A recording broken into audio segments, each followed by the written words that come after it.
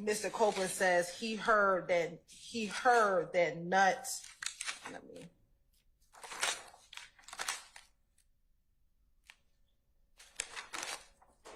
he's hearing stories like Nuts supposed to ran off with somebody, you know what I'm saying? And he goes in and says he heard that Nut was supposed to run off with some jewelry. And Your Honor, we believe that that particular portion should not be played, given that it is bad character evidence of the victim. That's a specific act of conduct of the victim, and that is improper under 24-4-405. And it's based in and it's improper character evidence, Your Honor. Can you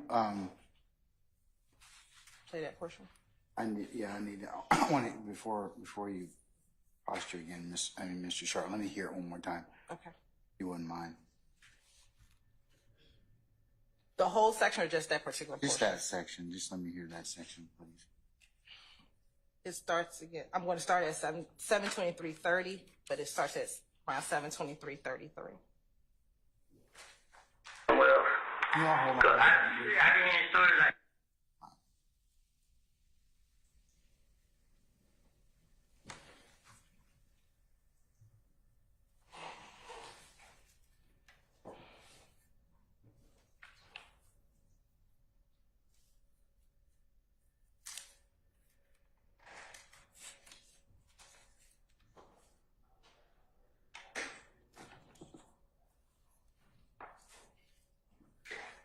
Chris, are you having issues with your internet?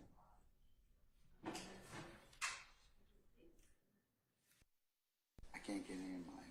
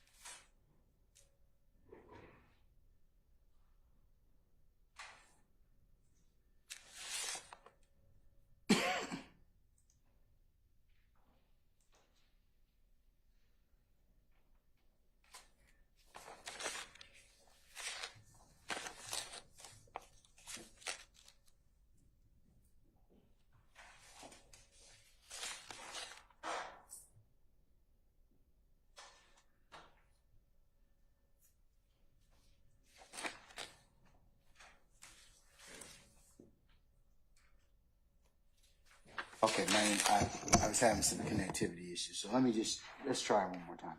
Okay. Why don't you let's play the entirety of it again. The entirety. Okay, yeah.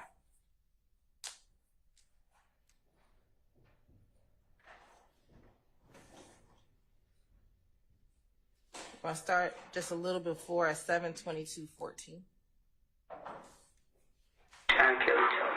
Nah, I ain't feel like, why, you know what I'm saying? But like I said, the sister them told me like, yeah, he called him gay and he was talking bad about him to somebody else. Mm-hmm. So that's what they could have came from, but So he ain't fucking with him at all. like he been stopped, but I ain't know, you know. So if you was guessing, who you think killed him now? You prime suspect, but move yourself out the equation. Who you think did it? I probably switched that. I'm just saying, like, word on the street is, you've been tried and convicted within the street. Now they said two of my other partners were locked up for it, but Who? they my head and doc. But they ain't have nothing to do Who was with it. that? I locked up. Who was that? Clarence. I think that's his name. Cause I just look like a Mexican. Yeah. So they saying they did. Out though, ain't he? Yeah, he had out. Yeah, he had out. They saying they did. You know what I'm saying? They trying to make it seem What like. do you think? Like, what do you think? What do you think happened? Like, real shit? I think it got something to do with them. I think they did something. They had another beef somewhere else. Cause I been hearing stories like Nuts supposed to ran off on somebody with some. You know what I'm saying? But it just undercover. Right. All these on him because I'm with Thug and Birdman. Right. And they come back to them. Right. So Nuts supposed to ran off on somebody with some. And some jury. I don't know if they didn't say what it was. It's like he's supposed to ran off on them with something. And Rich Homie Corn supposed to give him $50,000 to meet a new plug. Like Rich Homie Corn told me this out of his mouth. Yeah. Then Rich Homie Corn like he got $25,000 to have Tay killed. It's like from the picture you just showed me. Nah, Tay who just got shot the other night. Oh, in the car over there. Okay. He got $25,000 to have Tay killed. Who did it? This Rich Homie Corn shit. Cause he be telling me. So I'm telling Rich Homie Corn like, bro, you got these niggas in your house. These same niggas shooting up my house, bro. Right. Rich Homie Corn like, he like, bro, they just look like that, bro. Like we the same shit. I'm like, but still, bro, you out here hating these niggas this and that. So Rich Homie Corn like, bro, it ain't dead. We the same shit. I just can't turn my back on them. Like it ain't dead, bro. You support these niggas, bro. So the more you support them, the more they gonna come out and do that. If you leave them alone, then everything gonna go away. Yep. Then you're like, bro, just protect me, bro. We need y'all, bro. I need y'all to protect me. How the hell we gonna protect you? You and these niggas out here doing it. Then you're like, so you shot my truck, bro. Oh, that side of the truck. Man, you been, you know what I mean? You been around. Like, nah, I'm just asking. You went there like that. And that's the entirety of the section, Your Honor. All right. But again, the portion that the state has concerns with is from 723:33 to 724, in which Mr. Copeland says he's hearing stories like Nuts supposed to run off with something, you know what I'm saying? And it goes on to say, yeah, Nut was supposed to ran off on somebody with some jewelry. And that's the entire section. Outside of what we agreed should be redacted. Okay. I think it is on. It's on. Green light's on. All right, sir. So, Judge, appreciate the opportunity to respond.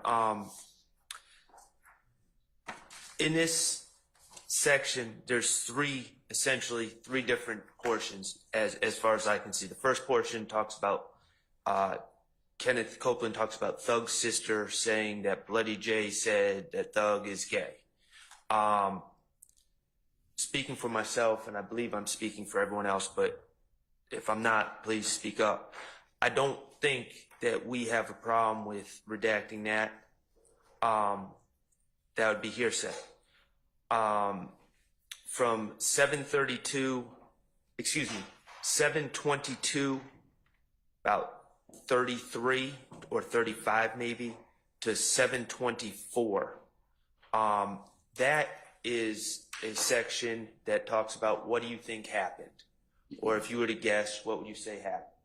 And Mr. Copeland gives various theories, head and doc, and then talks about a theory of that he heard from other people. I concede that he heard it from other people, that Nut ran off with, it sounds like he's talking about drugs, ran off on someone and got himself in trouble.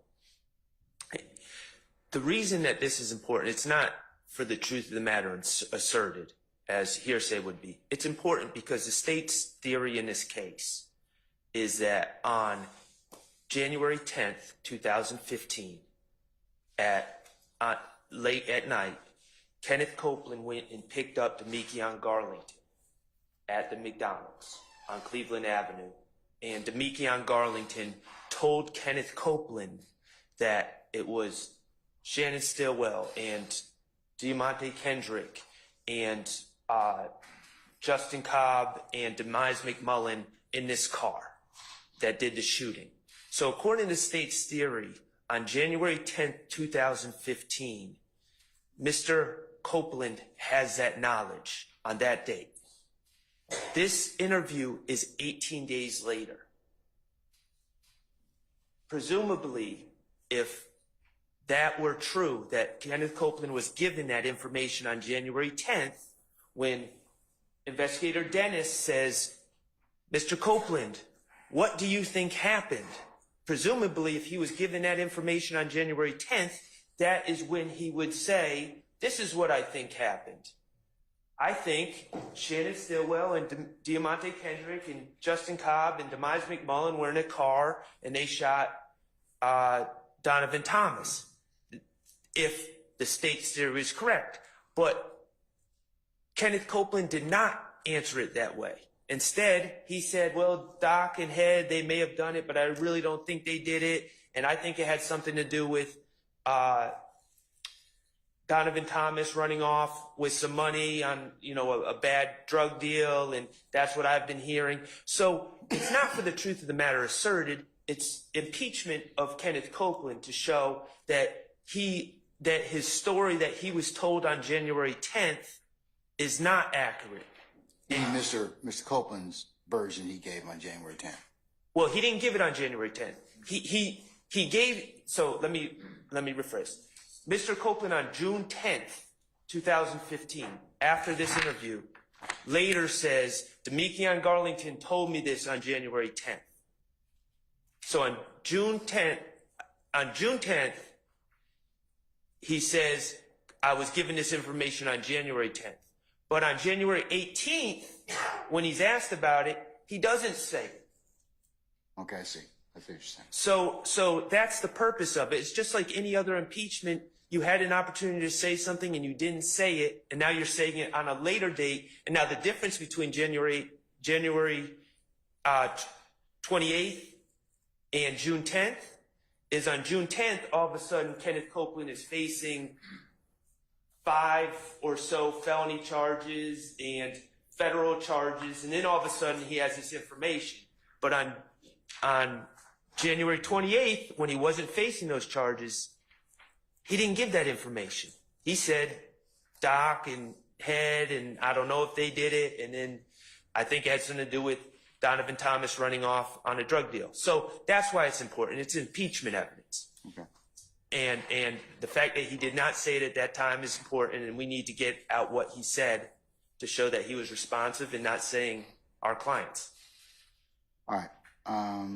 And just to, from 7:24, approximately 7 minutes and 24 seconds. The third part of that. You said 7:24 to what, sir? To the end, 7:24:00 to 7:24:54. Yes, sir. He's talking about an unrelated thing about Rich Homie Quan supposedly putting $25,000 on the head of a gentleman named Tay. We agree that that's unrelated, and that I don't know if that's hearsay or not. It's a little unclear, but it's unrelated. So we don't have a problem with 7:24:00 to 7:24:54 coming out. All right. So But do you have any further issue? Do you agree with Mr. Shard about that period? I'm just trying to. Are we talking about the last portion? Yes. Yes, Your Honor. From Okay, so you all are in 7:24. agreement with that? Of course, Yes. in agreement with that as well. Yes. What about the statement they also, Mr. Shard agrees with, or says that about Thug's sister said that Blade J said Thug was gay? Yeah, we agree with that portion as well. It's a very limited portion. We'll take that out as well, by agreement. So let's hear argument on Mr. Shard's issue of whether or not it's impeachment, just straight out impeachment. Yes, Your Honor. And that would be 7:22:32 33, 35 to 724. Yes, Your Honor. So the state has no issue with the portion up until he talks about Doc being arrested for it. So that portion in which Mr. Copeland says, you know, I heard that Doc and Head were arrested, we don't have an issue with that.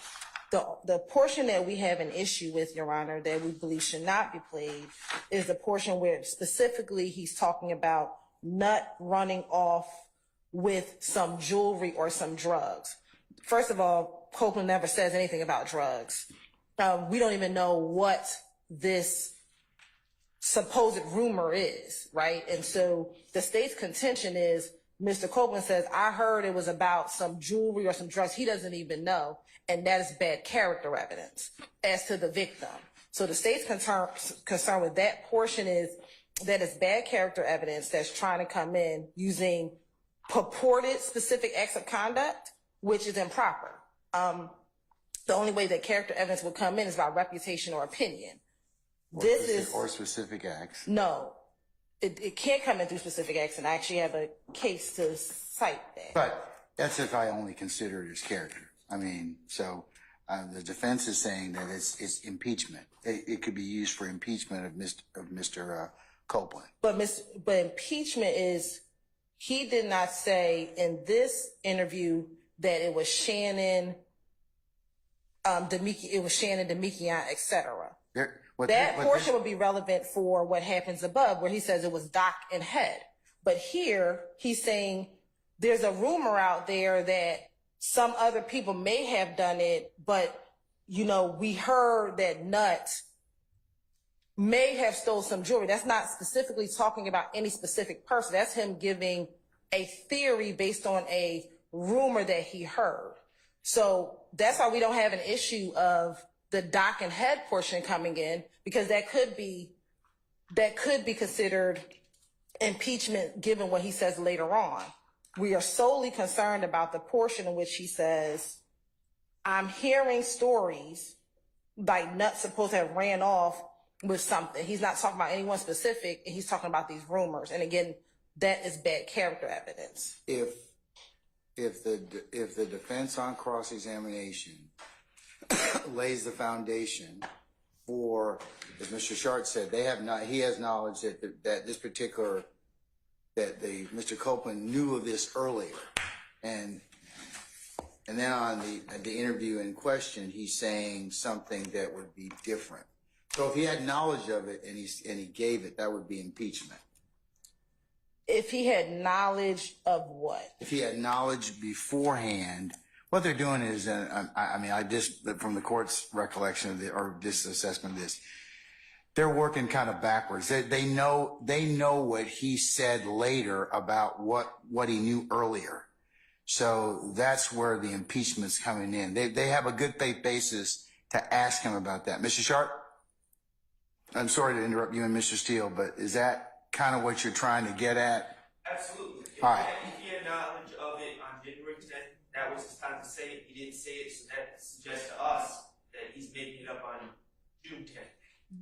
But what is the it? Because the fact of... He's making up, what exactly is he making up that's relative to this particular section? He's making up... This particular section of 732-33 to 724. On June 10th, he is asserting that he has knowledge of this, and he's had knowledge since January 10th. And he's asserting that his knowledge is that the four gentlemen in the car, who the four gentlemen in the car was. And if he had knowledge on January 10th... Why didn't he say it on the 18th? Why didn't he say it on the 18th? Okay.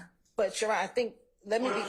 The 28th, I should say. And let me be clear, the section that we're talking about, the conversation about Doc and Head is in this same section. So in the same section between 723.33 and 724, he talks about Doc and Head, which we agree should come in. In that same section, he also now talks about this rumor of Donovan Thomas stealing some items.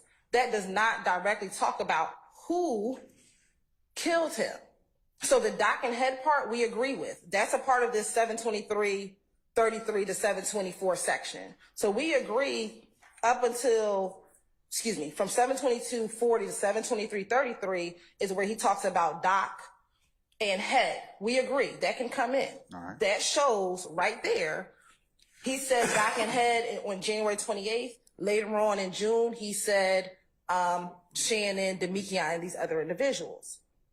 We are specifically talking about a 7-second area between 723:33 and 724 where he's solely talking about hearing rumors that Nutt supposedly ran off with jewelry. That does not directly talk about who killed him.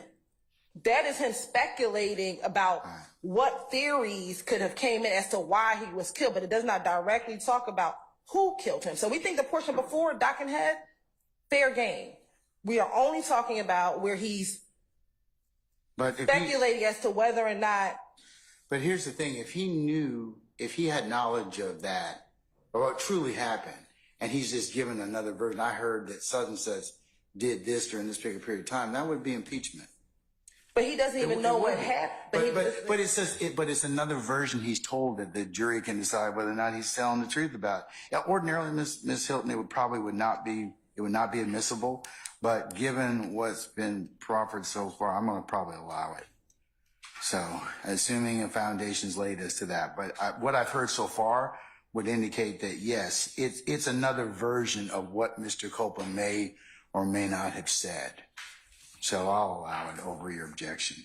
So can we get rid of, we're going to get rid of the things the sister said about Blade J. And we're also going to get rid of, the, 72400 to 72454, the unrelated 25,000. Yes. Okay. All right. Was that it, Mr. Sharp? For that one. For that one.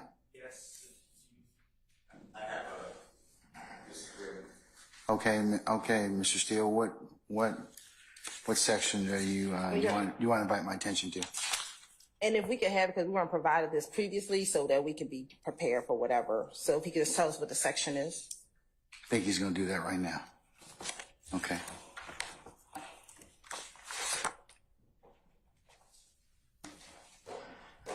So I don't agree that these statements get played at all again.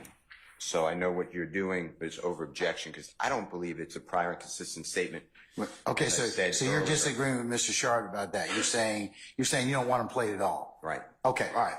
Because just so I'm clear about that. Okay. And I've raised this before because the testimony was I probably did. Most of the testimony is I don't remember, but I probably did say that because I was lying to the police. So this is not a prior inconsistent statement. He's saying I probably did say this. So I don't think any of this exercise is appropriate. You've ruled that portions may come in, and that's what we're doing. So without waiving anything. Okay, sir. Your Honor, and just for the record, because this is just bringing it up, I just want to be clear that that's my stance as well about just playing these videos. But okay. When I'm discussing redactions, I'm going on the assumption that you are overruling my objection. So generally, you object on the basis of it's not impeachment. But since I'm going to rule that it may be impeachment, you'd like these sections played. Played or not. Okay. All right. Okay. So the other factors I want the court to consider is over objection. You have permitted constantly the state to ask Detective Gaither, Detective Dennis, and if I'm leaving anyone out, I'm not trying to. So anybody on law enforcement, I think maybe Detective Racy as well, based upon, don't tell me what was said, but based upon your investigation, what did you learn? Or what did you do from what you learned? And did you corroborate that? And I don't know, I have no idea where this information came from. And I've asked the court, and I said it's a confrontation clause issue. You've denied it. I have no reports on who they spoke to gather the information that they are now putting to the jury that YSL is a criminal street gang. With Detective Gaither over objection, YSL and the people here are all involved in a criminal street gang, which is the ultimate issue. With that being said, this is a good example of how, and I want to play it for the jury, of how law enforcement gets their information. I want the jurors to be able to see that it's Detective, in this case, Gaither and Detective Dennis. It's the 28th day of January 2015, and they ask, what did you think? Who did you think killed Nutt? And then all this conversation flows from that question that the state is trying to keep out, including that Mr. Thomas stole from someone else. And I'm not using it for bad character. Mr. Thomas' bad character is already in evidence. The state brought up that he is the head of a criminal or leader of a criminal street gang. So under 403, which is 24-4-403, it's really specious to say, oh, well, he stole from someone, so that's his character.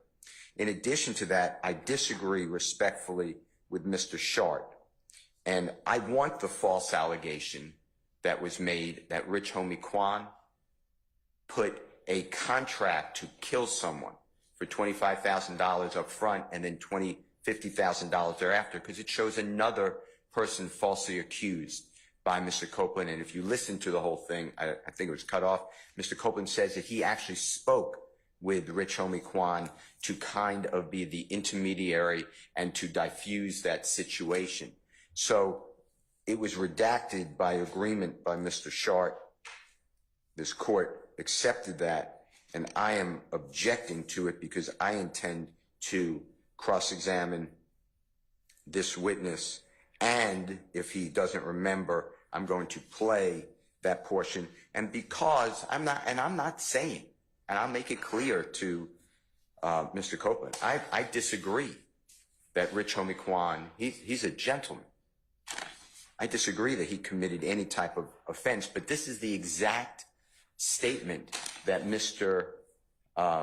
Copeland levels against Mr. Williams, that Mr. Williams put a contract out on Mr. Copeland's life, which is untrue as well. So okay. I'm disagreeing. And those times, if you need them, that you already removed them. I think it's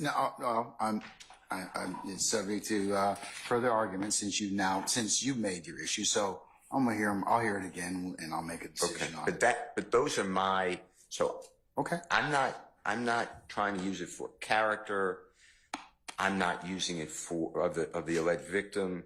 I'm not using it for of the victim, the deceased. I'm not using it for any type of I didn't know and it's totally speculative.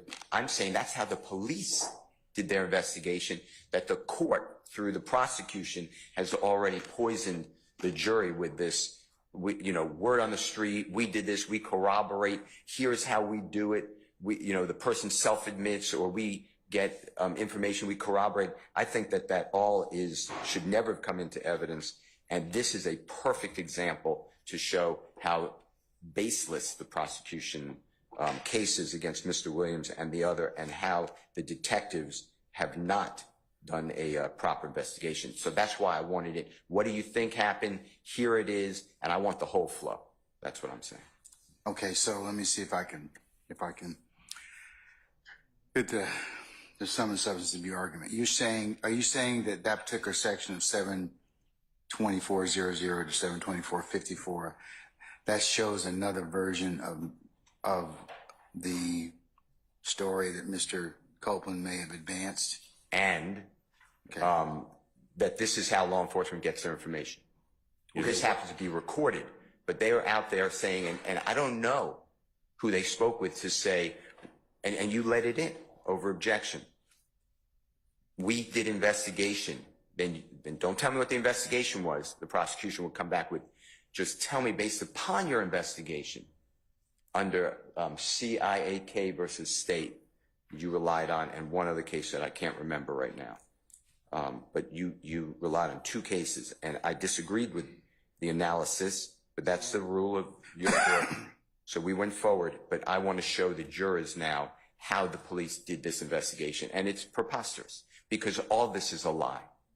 Everything Mr. Copeland said is a lie, yet they're using him as a primary witness against Mr. Williams and others. Okay. I mean, I understand what you're saying. I believe that case does indicate that depending upon, since the investigation is an issue that So I'll hear it again, okay? All right. Can I hear 72400 to 72454, please?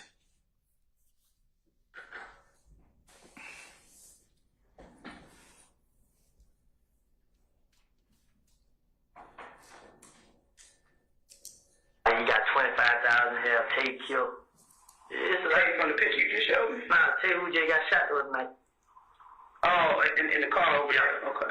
He got 25,000 here, take you. Who did? Just reach on the corner shit. Cause he was telling me. So I'm telling Rich on the corner like, but you got these niggas in your house. You same nigga that showing up my house, bro.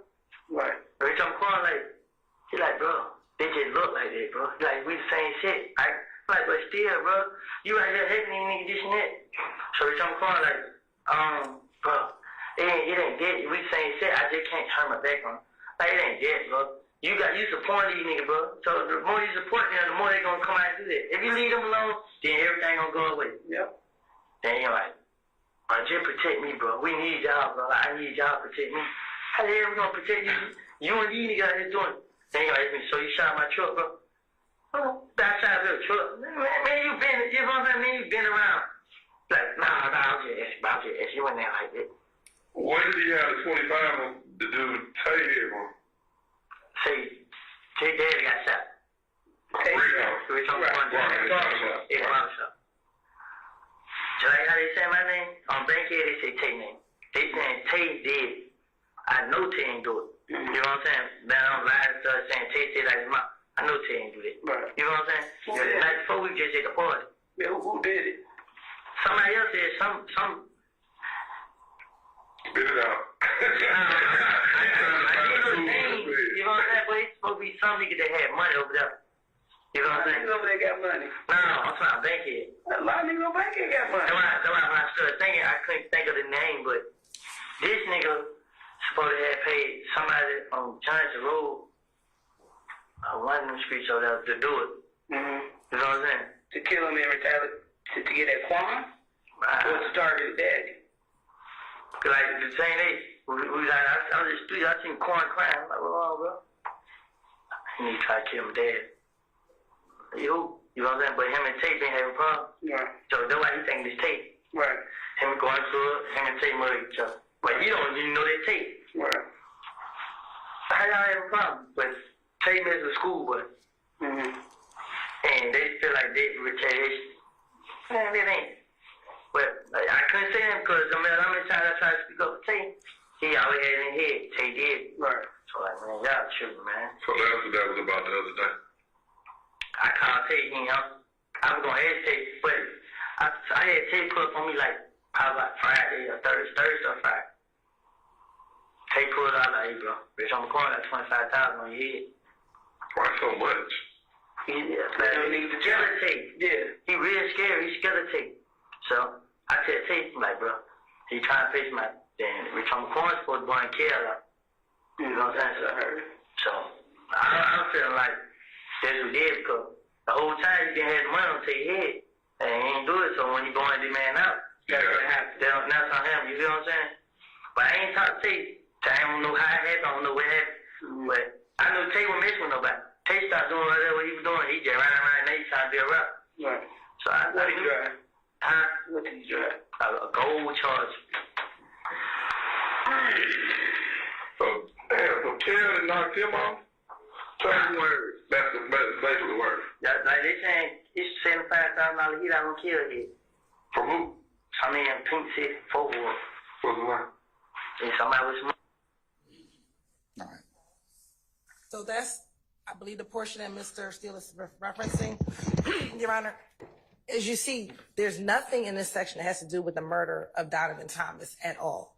He's talking about a conversation that he had with Rich Homie Quan about this $25,000, which has nothing to do with the issue at hand in this case, which is who killed Donovan Thomas. No, not necessarily. If he's got another version of who may have done what, that's impeachment by contradiction or just straight out impeachment. But this isn't a version of who killed Donovan Thomas. What they're talking about is who killed. It doesn't make a difference if he's telling materially different versions of what happened, that potentially is he can be impeached on that. When you say what happened, What happened, or how he came to find this information. I mean, if he's given the police different versions of what may have happened. When you say what may have happened, because what he's What may talking have about, happened, what he told them. but when you say what may have happened, Your Honor, in this portion, he is not talking about the murder of Donovan Thomas. He is talking about Rich Homie Quan's father was shot at in September of 2014. In this particular portion, he is only talking about the fact that Rich Homie Quan thought that an individual named Tay shot Rich Homie Quan's father. This has nothing to do with the murder of Donovan Thomas. Okay. So this isn't him giving a version of facts as to the murder of Donovan Thomas. This portion has nothing to do with the crime of who killed Donovan Thomas on January 10th. What he is talking about is only to Corey Lamar, which is Rich Homie Quan's father. So this would not be relevant to the issue at hand, which is who killed Donovan Thomas. Okay, so, let me also kind of just ask you to just address this as well, Mr. Steve. You have made this an issue of investigation. I mean, even though of how the police got there, Mr. Steele wants to challenge that particular issue of the investigation, which arguably he's entitled to do that. Right. So the information that they got regarding the murder of Donovan Thomas is fair game, but they're not right now. They're getting information about what could potentially be a separate crime, which is not the investigation of Corey Lamar. That's what they're talking about in this section. Now, if he wants to talk about what Kenneth Copeland told them about the murder of Donovan Thomas and their investigation as related to the murder of Donovan Thomas, then he could talk about whatever they did in these interviews regarding whether or not they followed up, whether or not they got the information, they did nothing with it. But as it relates to this portion where he is talking about Rich Homie Quan, Corey Lamar, that has nothing to do with the death of Donovan Thomas. If there's anything else in this video where they're talking about what happened before with Donovan Thomas, then that's fair game, but not this portion right here. All right. And we don't know if this $25,000 is true or false. We don't know. So we don't know if it's impeachment because Rich Homie Quan has not testified in this case. So we don't know if this is true or false or not, or if it's impeachment at all. And if Mr.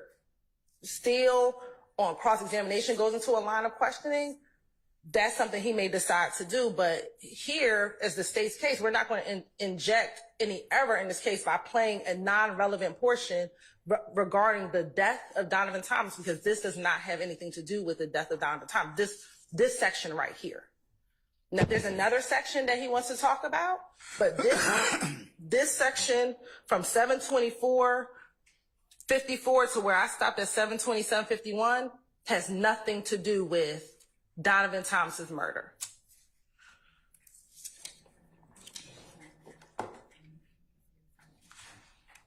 All right, Madam, I'm going to let Mr. Steele respond. Sir?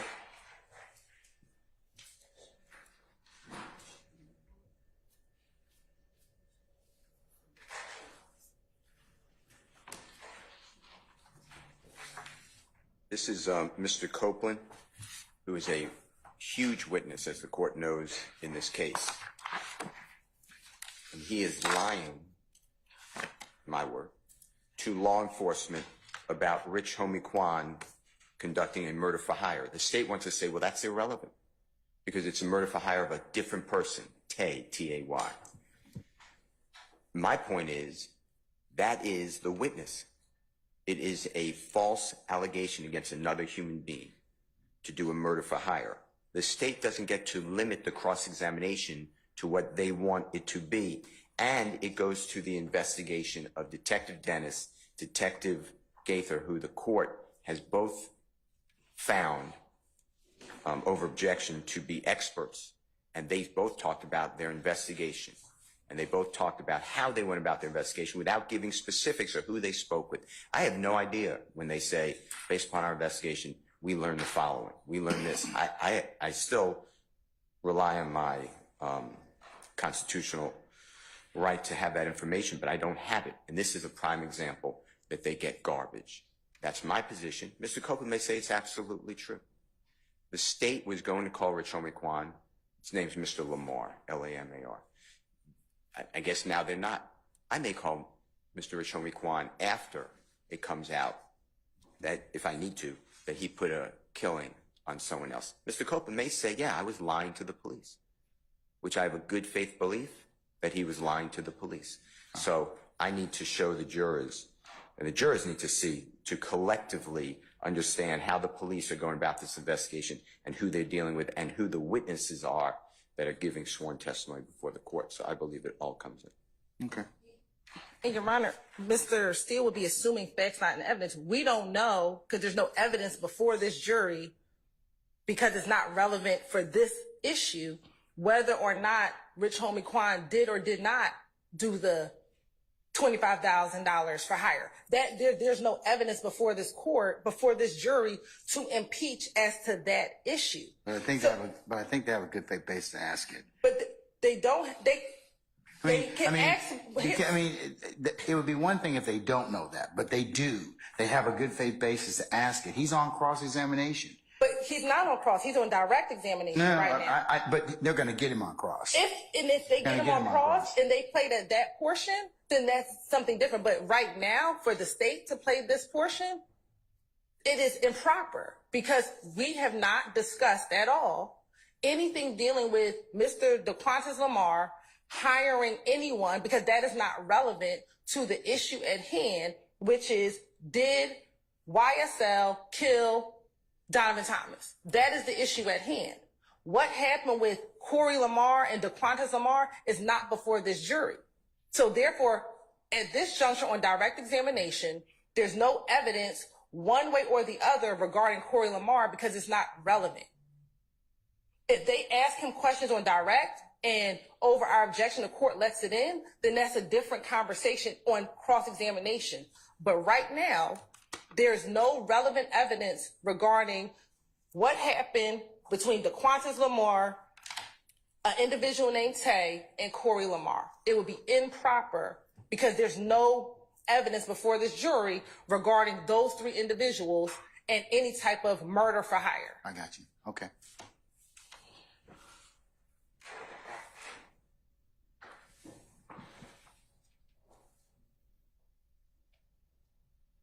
All right, give me a minute. I'm going to think about it, okay? Does anybody else have any other objection about this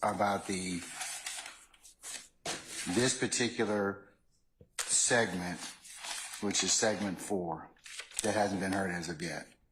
Mr. Apt? Just the Harvey rule and joining Mr. Steele and Mr. Shart's objections. Mr. Matthews? Mr. Garner? Ms. T. Williams? Okay, all right. Okay, I missed anybody? Okay, all right. Give me 5 minutes, and then we'll take a comfort break, and I'll come back and let you know, okay? You're right, just very quickly, the state does not intend to play that. They choose to on cross, but these are our redactions that we have propounded. This should not come in, and so we're going to object. I mean, the state would not play this portion. If they choose to, we would object at that particular portion. Okay. All right. I understand. Okay, we'll be in recess.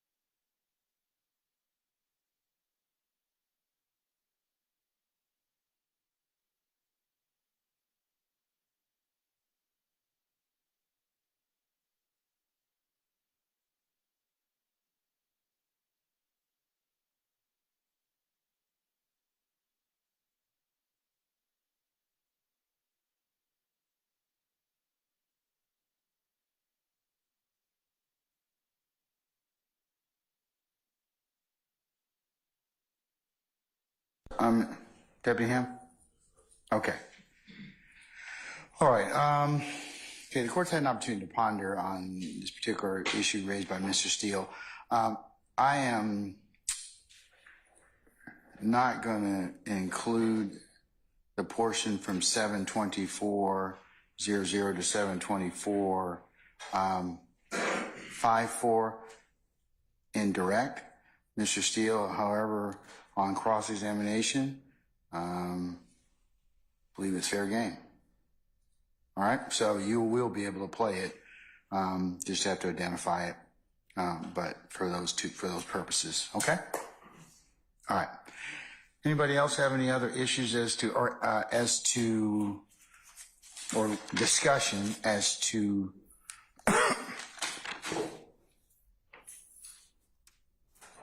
four? And four again was 722.16 to 724.54. All right, so we'll State, you can go ahead and start working on those edits, okay? Yeah. All right. All right, let's cover the next period of contention. That's number 9. What does number 9 go from? And again, Your Honor, I want to make sure, because I think I want to orient that the list that we're going through now is what the state intends not to play. In section number 9, these are areas in which the defense wants to play. And Can you tell me first what areas you're not contending to play, and then I can ask the defendants, or if you've got those, which areas the defendants want to play? so we are not intending to play 748.10 748.10 through 749.30. through 749.30. Yes, that's the next section. Okay.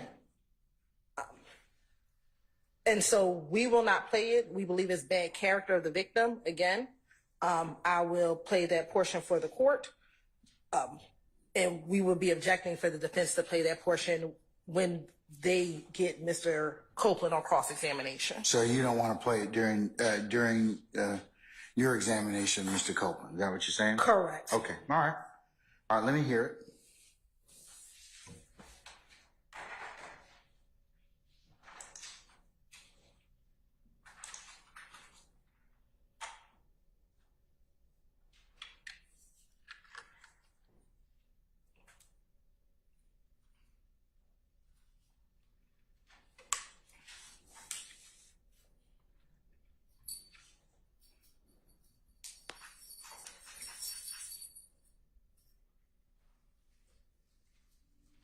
And we're starting a little before at 748.05. I mean, he can come in on here. I'm gonna. Hey, what you know about not having anybody else locked up? I mean, I'm clean, but I don't know too much about it. What about the boy on Auburn? Who, School. I heard something, but What you it heard? wasn't much. It was just like, all that he did on California. Somebody had him killed. That's all I heard. All the school did. But he robbed folks. Dude. But when he's come to the jail, like, I ain't said, but he's always, like, he's paranoid. Yeah. But I ain't know what he was doing. Right. You know what I'm saying? But he was paranoid. He's come to the jail. He be like, so I gotta go. Yeah. But everybody He just come out of the weed and hit jail. What the hell wrong with me? Yeah. Everybody painting him as a saint now. Huh? Everybody painting that as a saint. Like, Yeah, like, it's like people don't like me now. But I'm like, college girl. They be that trade, I'm like, it's here, like, who the dude on Cleveland you was talking about? Some girl, like, it's damn. I think Neat just got shot. He didn't die, he just got shot. Neat, I don't know his name. But he just pieces at the end. You know what I'm saying? But I think I went wrong when I let go. No, like, I like check. And so the portion would end at 749.33. But from 748.10 to 749.33, the state does not intend to play. All right. I'll hear argument from the defense. Anyone? Mr. Sharp?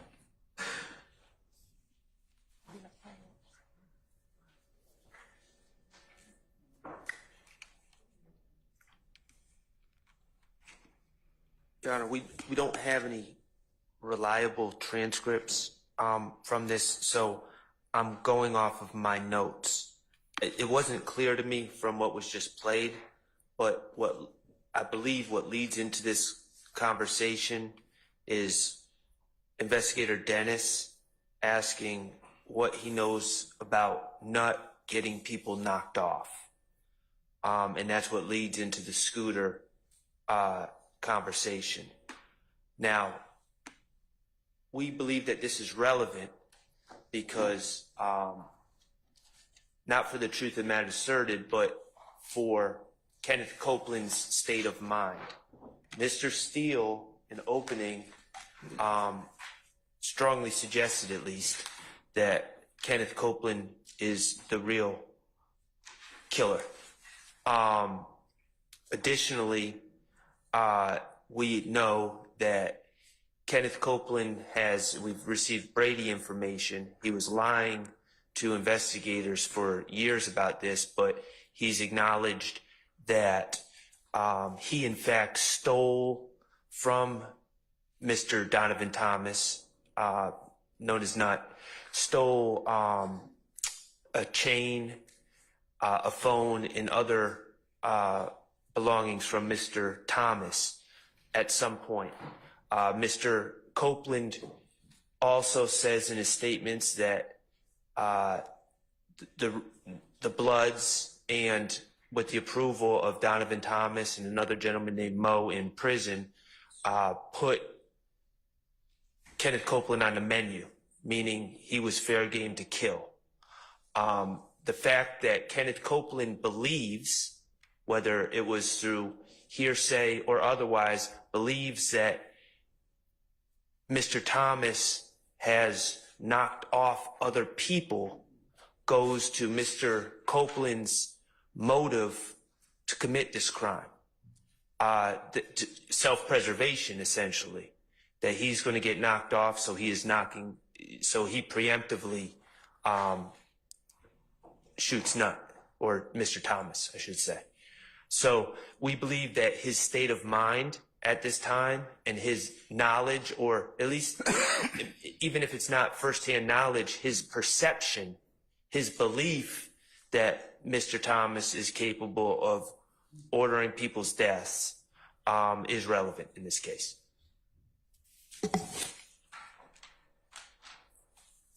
Okay. Ms. Hilton?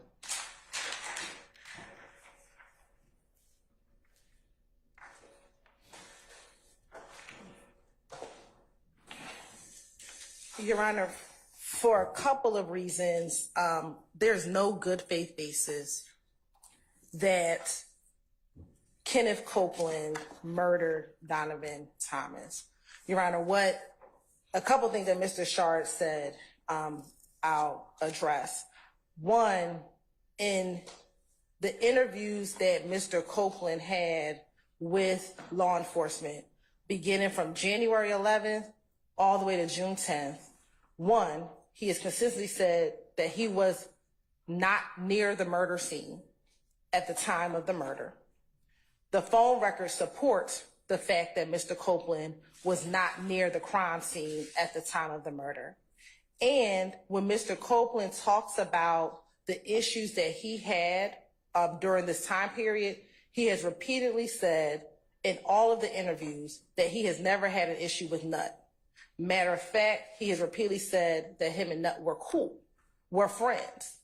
Not friends, but at least cool, cordial to each other. So this idea of having to go into Mr. Copeland's state of mind is not even a proper purpose to bring in the rumors that he has heard about Mr. Thomas doing anything. They're trying to get in backhandedly a some other dude did it defense, in which, one, they would have to affirmatively state that one of these defendants did it. Right now, they're saying they weren't there, they were nowhere near the crime scene, that this did not occur. So there's no evidence that Copeland did it, and he cannot argue that Copeland is the person who did it when there is no evidence to support that assertion. There's none.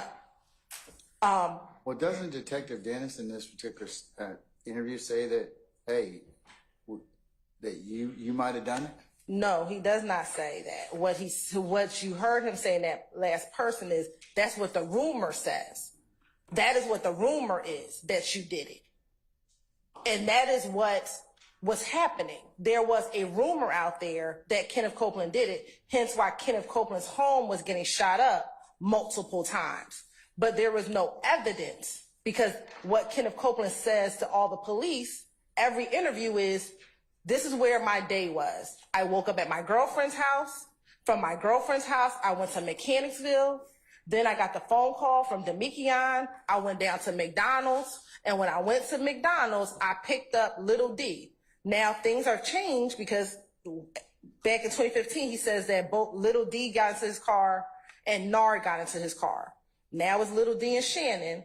But the fact of the matter, he says at the time of the murder, he was at his girlfriend's house. And that is corroborated by evidence that will come in from his phone records, that at 7:25, I believe, he is nowhere near the murder scene.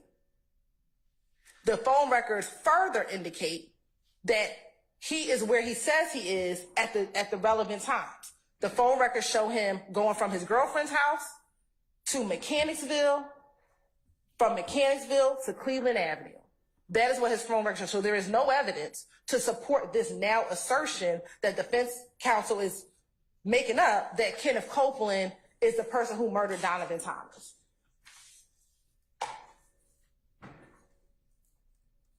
And they have no evidence that Copeland did that, so legally they cannot argue or even suggest this to the jury. This would be pure, bare speculation based on no evidence at all. So this idea that we're going to throw out this rumor as evidence cannot occur.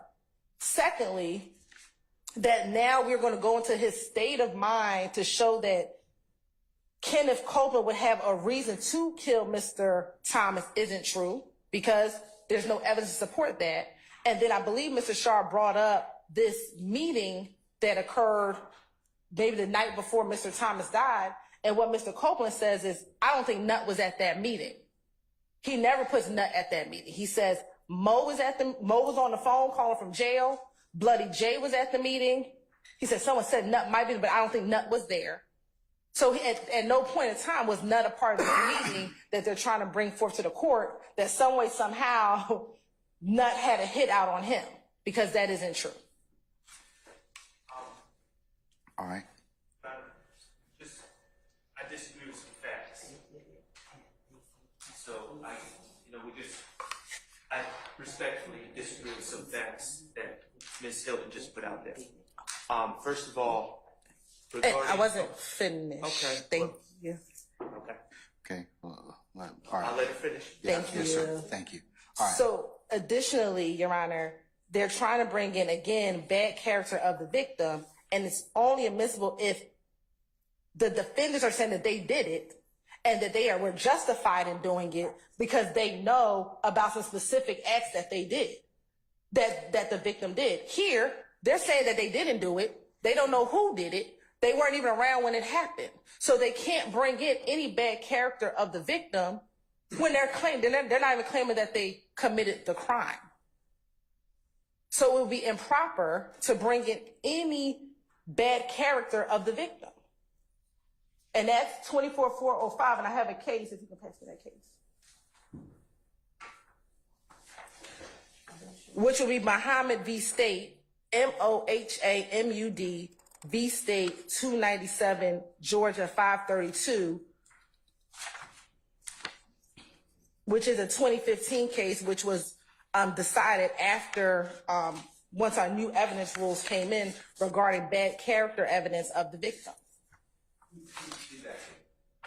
I'm sorry? Mohammed, do you want the citation repeated? Mohammed versus the say 297 Georgia 532, 2015. All right, what's it supposedly indicate? So if you look at section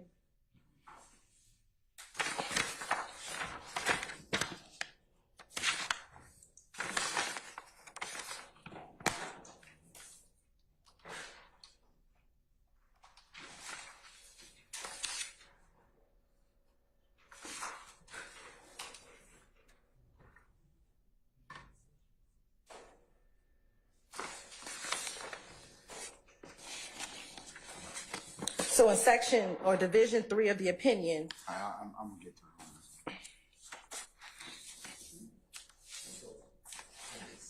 sure, 297, Georgia 532.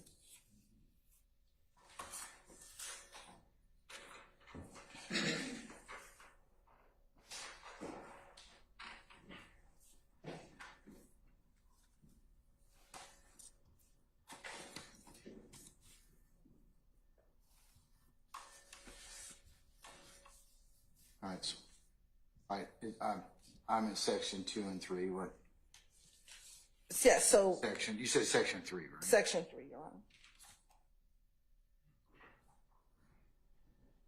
Honor. Sorry.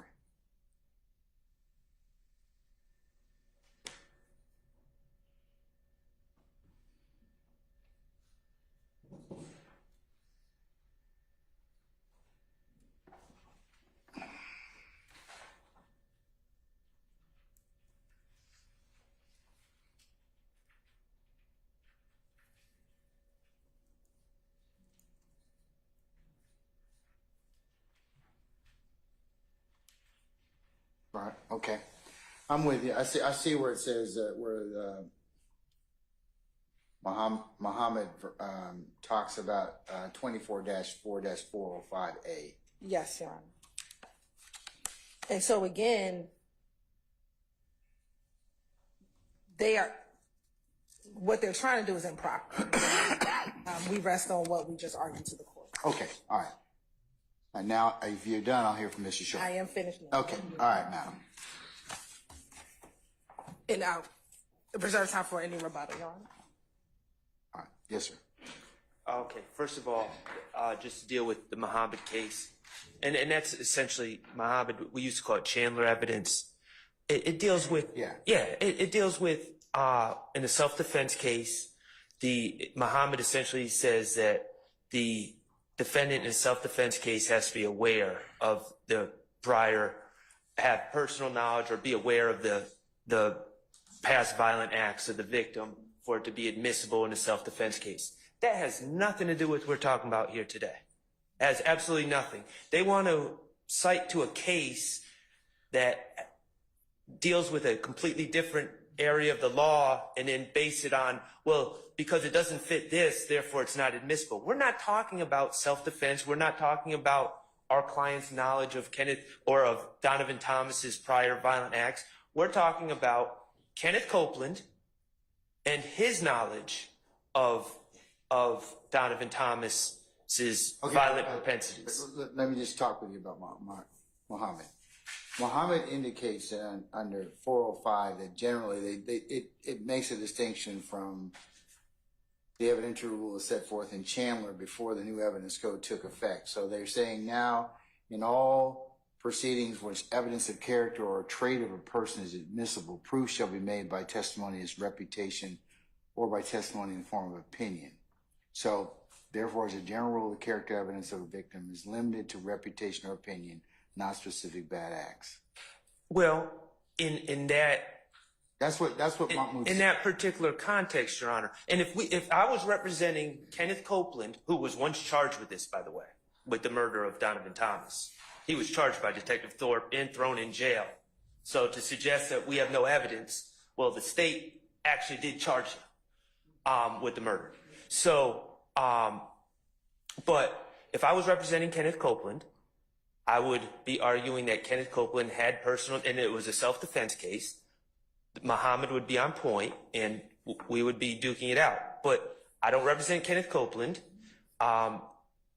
I'm not saying it's a self-defense case. Muhammad has nothing to do with this. This has to do with the state of mind of Kenneth Copeland as another person who was charged with this murder, and his potential knowledge of what he was into by running afoul of Donovan Thomas. Now, a couple things that I disagree with what the state said. The state said that Kenneth Copeland said Donovan Thomas was not at the meeting. My recollection of the statement, I just went over it. Initially, he said he wasn't, that Donovan Thomas wasn't present at the meeting. And then he said, no, I think Donovan Thomas was there. He does say Bloody Jay was there. He says Mo was on the phone. But he also puts Donovan Thomas there. Secondly, the idea that the phone records show he was in a different part of Atlanta. Kenneth Copeland's statement puts him at the Green Store, which is maybe 300 yards, 250 yards from the scene of this shooting. Okay? So we're acting like, oh, well, and we know how cell phone records or cell tower data works, and it's not the exact time, and obviously it goes by towers. So my understanding of the cell phone records, and I'm sure we're going to hear expert testimony on it, is it's not nearly clear cut like the state says it is. But Mr. Copeland's own statement puts him at the Green Store. So, which is right there. So, and Your Honor, the other thing is the state can say, oh, well, there's no evidence because Kenneth Copeland repeatedly said he had no issue with Donovan Thomas. Well, on my client's behalf, I guess we had no issue with Donovan Thomas. So I guess the case is just dismissed based on what we say. I mean, that's not really how it works. He said he had no issue with Donovan Thomas. And since those statements were made, he's actually clarified and said, no, I was actually lying when I said all that. And in fact, I stole from Donovan Thomas. And the state handed that over to their credit as Brady material. So, you know, just because an individual says I'm not a suspect doesn't mean they're not a suspect. Can I ask you a question? Just to address the elephant in the room. Did you say earlier that you did represent Mr. Copeland earlier in these proceedings? No. I was saying hypothetically. Okay, all right, okay. I was saying hypothetically. I just want to make sure. Okay. If I was representing Kenneth Copeland on. Okay, all right. Because you did say that he was charged with a murder, and he was charged. Okay, all right. Enough said. Done. Yeah. All right. Okay. No elephant in the room. Thank you. Okay. All right. Okay. No, I want to make sure. All right. Yes, sir. Okay. Anything else? Yes, Your Honor. Mr. Short, anything else? I'm sorry. No, Your Honor. In terms of this. Okay. All right. All right, sir. All right, madam. So, first thing regarding Mr. Copeland being charged, were there arrest warrants taken out? Yes. However, when the case came to the district attorney's office and we investigated the case, we did not indict him given the evidence that was presented before us. So Mr. Copeland has never been indicted for the murder of Donovan Thomas. Second, Your Honor, looking at 244405A, what the defense is asking you to do meets no exception. And they have not brought to you any case law that says the state of mind of another individual that they are claiming killed someone with no evidence can come in. Like, they have not presented any case, because this is what they're asking you to do. They're asking you to bring in evidence of the state of mind of someone who they think killed Donovan Thomas with no evidence that that person killed Donovan Thomas.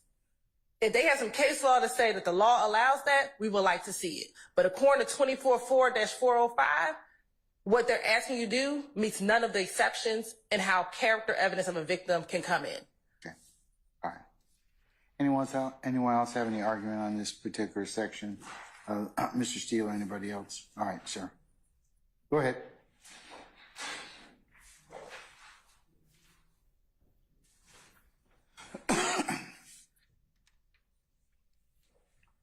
I was the lawyer in Mr. Muhammad versus State of Georgia, and I agree with Mr. Shart. It's not on point here in this issue.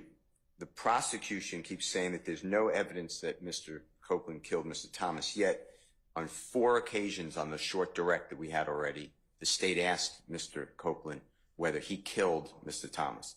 The jurors don't have to accept his answer. The state has put that ball well in motion.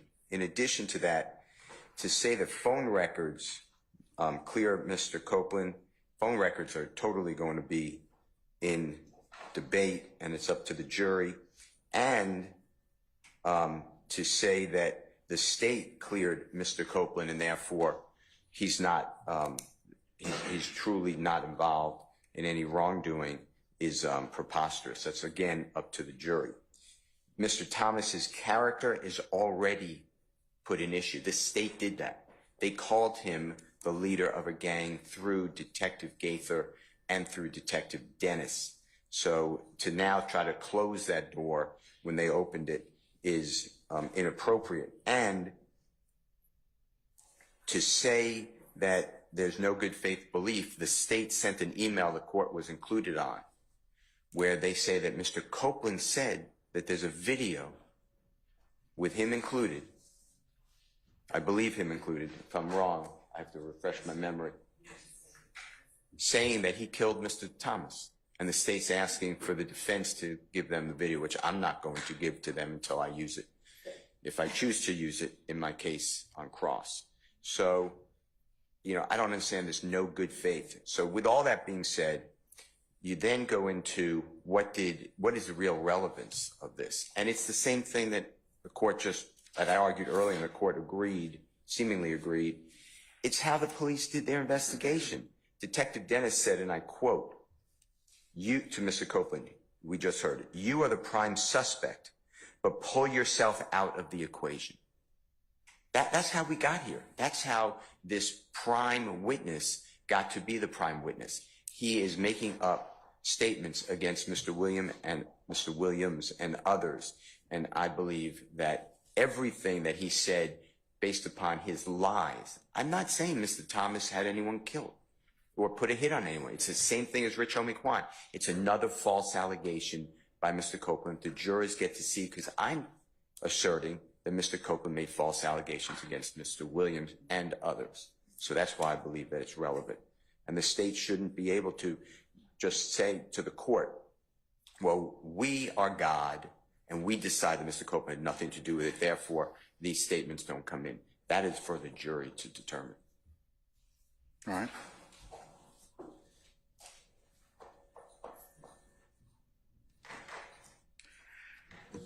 Your Honor, again, if you listen to what Mr. Copeland says, he doesn't say Mr. Thomas had someone killed. He says, this is what I heard. This is the rumor that is out here. I don't know about that, but this is what I'm hearing. So again, Mr. Copeland has never said that Mr. Thomas did anything. This is a rumor, and yet we still don't have a case law that allows what they're trying to have the court do. There is no exception to bring in what they're trying to do, which is a specific act to show the character of Mr. Thomas. Mr. Thomas, if they're trying to bring a character, it has to come through reputation or opinion. That's first and foremost.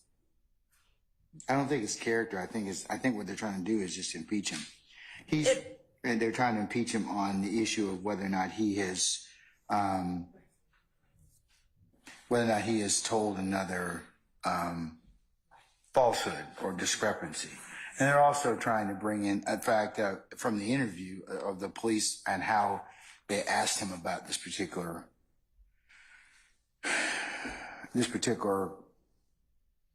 person. So, Your Honor, this would be a collateral issue because, again, whatever happened with this rumor of a killing of someone else is collateral to whether or not Kenneth Copeland or anyone else killed Donovan Thomas. What we're here for is the question of fact is, did the individuals charged have something to do with the murder of Donovan Thomas? What they are asking for you to bring in is is Mr. Copeland talking to police about a rumor he heard in the street. Again, if they're trying to impeach him on a collateral issue, that's a collateral matter, and it's not allowed. And there is no evidence one way or the other, again, before this jury to even impeach him on that particular portion of his interview. Play it again, please, ma'am. Sure. I want you to play 748.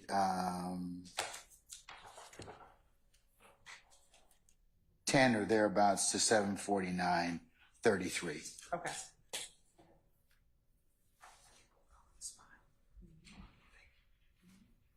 I'm going to start a little bit earlier at 7:48:06. All right. Hey, what you know about not having anybody else not though? I mean, I'm clean, but I don't know too much about it. What about the boy on Auburn? Scooter. I heard something, but it wasn't much. It was just like, all he did, I'm caught up on him. Somebody had him killed. That's all I heard. All the Scooter did. Because he was robbing folks. But when he was coming to the jail, like he paranoid. Yeah. But I ain't know what he was doing. Right. You know what I'm saying? But he was paranoid when he was coming to the jail. He was like, I gotta go. Yeah. But everybody they come out of the weed and hit the jail. What the hell wrong with you? Yeah. Everybody painted him as a saint now. Huh? Everybody painted that as a saint. Like it's a lot of people don't like me now. But I'm like college girl. They be that trade, I'm like. It is like, who the dude on Cleveland you talking about? Some girl, like, damn. I think Neat got shot. He didn't die, he just got shot. Neat. I don't know his name. But he did pieces out the end. You know what I'm saying? But I think I went. So, Your Honor, like he says here, it's just pieces I be hearing. He never said that Nut did anything. And when it came to talking about the individual by the name of Scooter, he said all that he did talking about Scooter came up on him, and we heard that someone had him killed. He's not talking about Mr. Thomas. He's not talking about him at all. What he's saying, whatever Scooter has done in his past caught up to him and got him killed.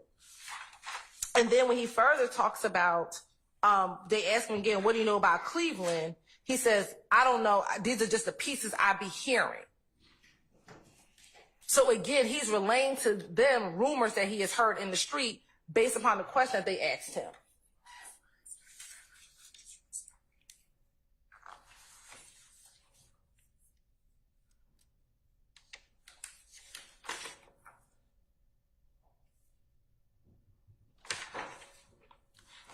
And looking at Carlson's on impeachment by contradiction, where it says a witness may be impeached by contradiction in several ways.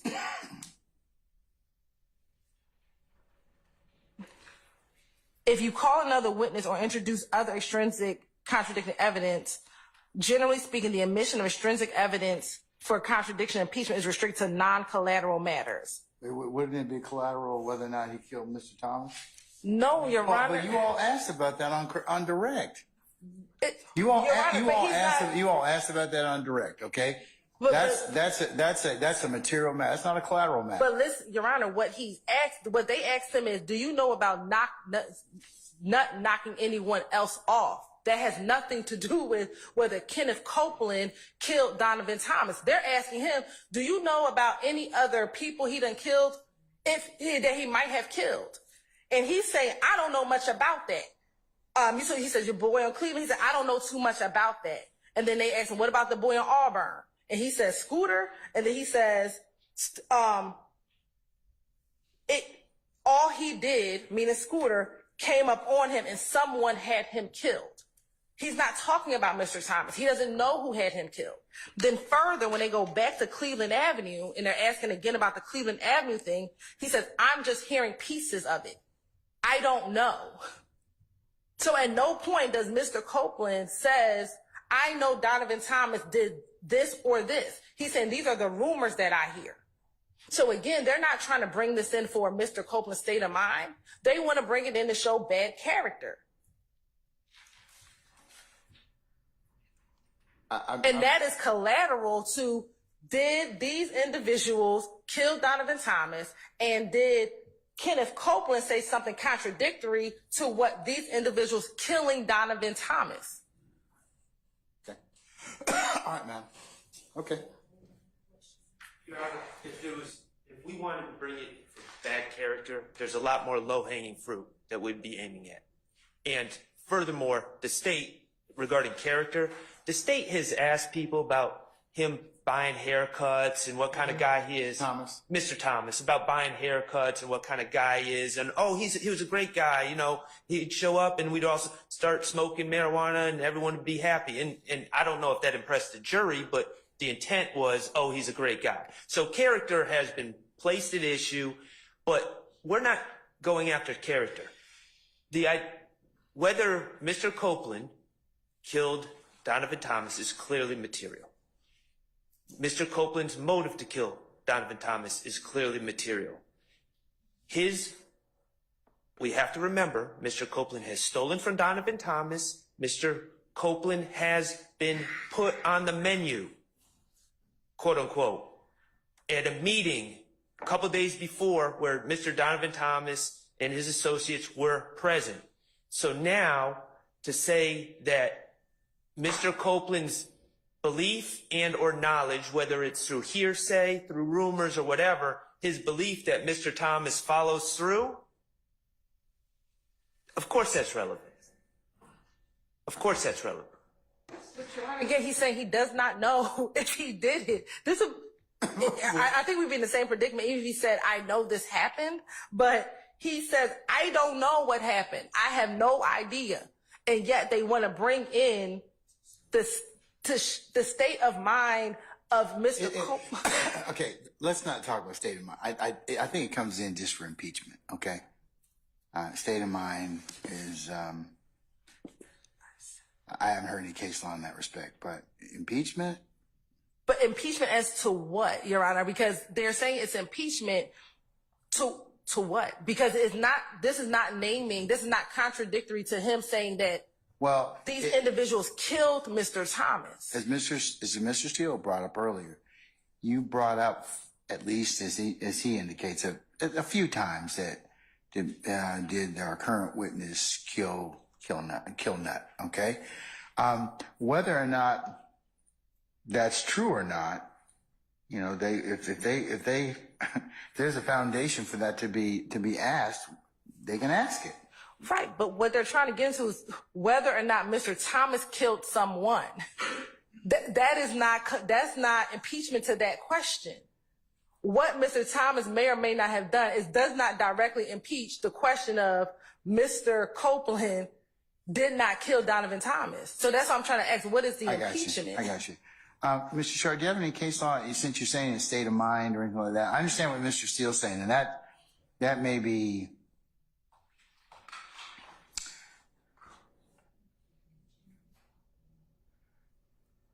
Does anybody have any type of transcript I can take a look at what was said? I can parse it out. We have a rough transcript, but it's... I'll look at the defense. If you got a version and the state's got a version, I need to kind of see what's actually said in writing, because it's hard for me to kind of listen to it.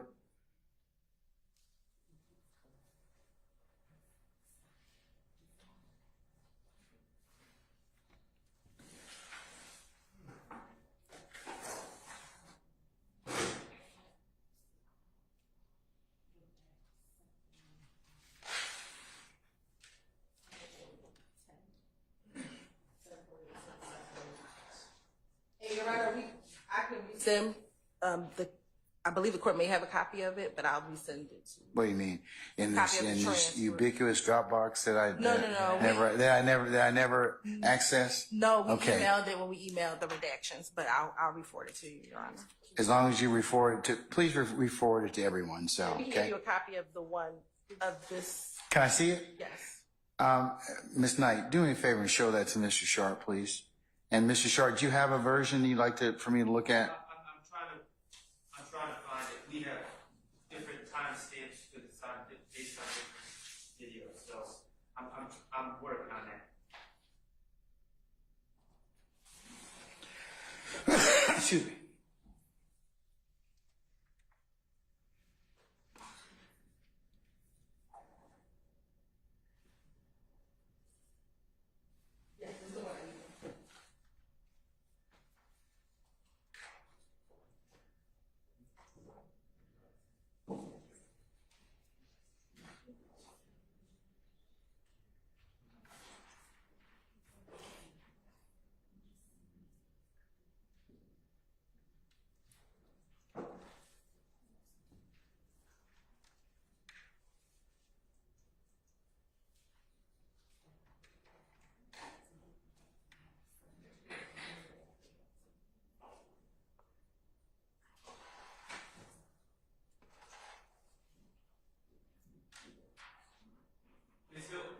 Yes, sir. Can you tell me what page? Sure. It is going to be Yours. starting at page 134, line 1.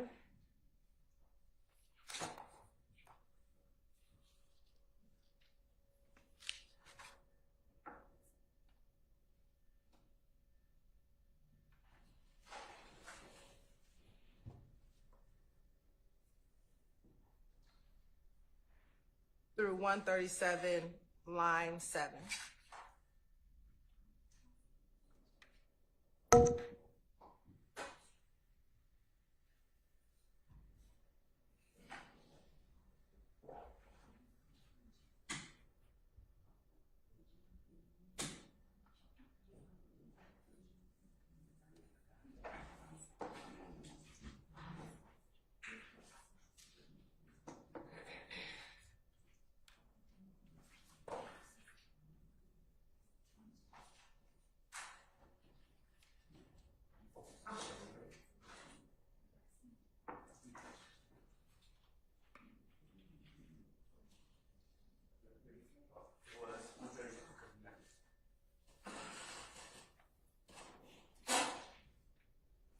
Judge, what we have on our side doesn't add any more clarity, and it has quite honestly a bunch of my notes from what I heard on it. So if you want that, I can give it to you, but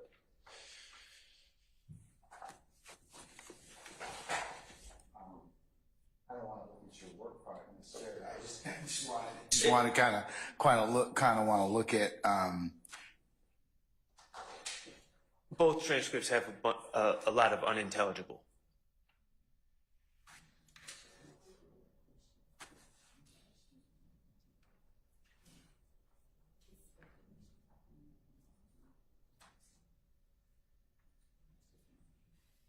What pages? Okay, I have in my possession states 378 Yankee Bravo 2. Okay, which pages am I looking at? It'll be page 134, beginning at line 1.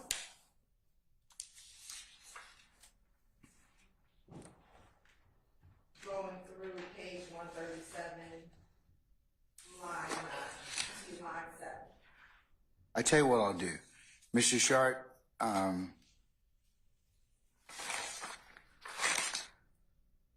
You said it goes from 134 line 1 to 137 line 7. All right, Mr. Sharp. What I'm going to do is I'm going to listen to this. I'm going to listen to it. I'm going to follow the transcript, and then I'm going to take your copy. I'm going to listen to it again and follow it again. To see, okay. Just to see if there's any more clarity or granularity. Okay.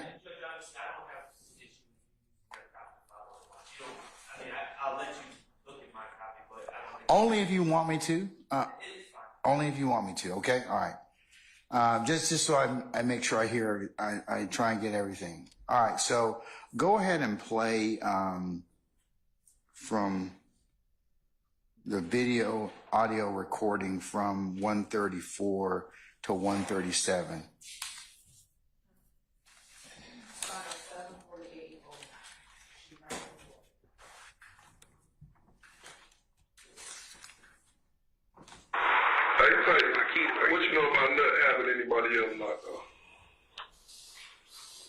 nigga on Cleveland, but I don't know too much about it.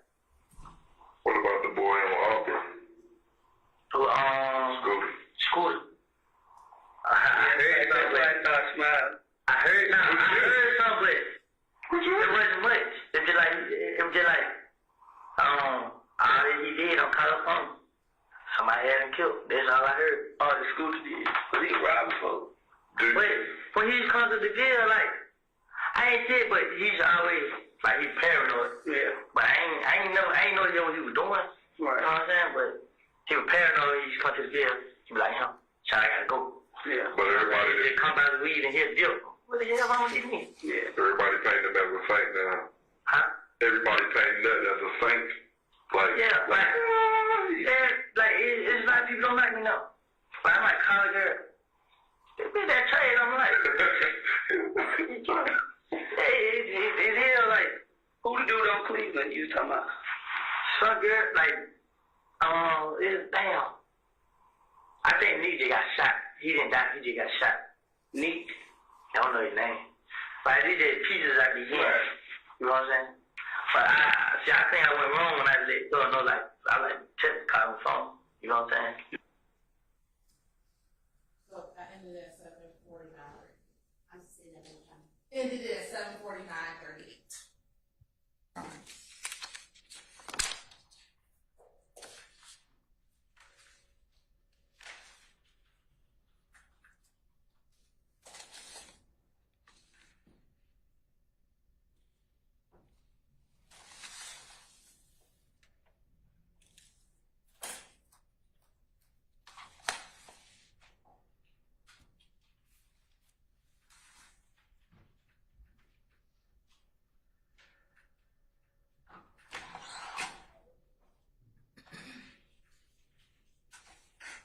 All right.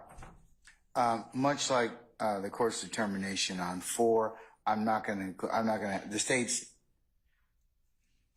not going to be required to play it in their examination.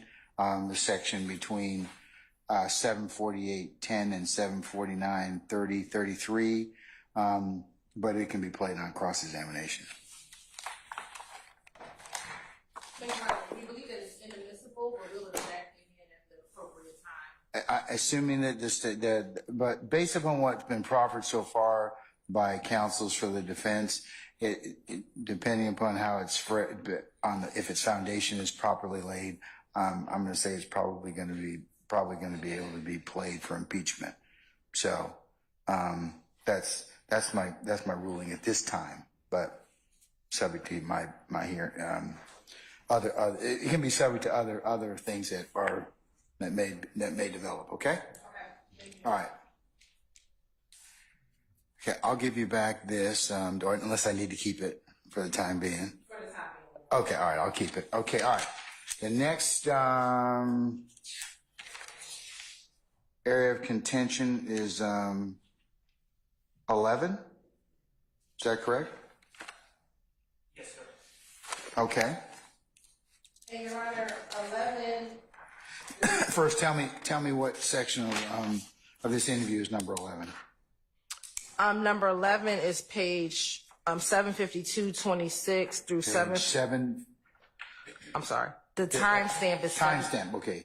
Is 752.26 752.26 to 757.24. 757.24. Yes. Okay. And in the transcript, it's page 143, line 10 through page 155, line 20. Okay.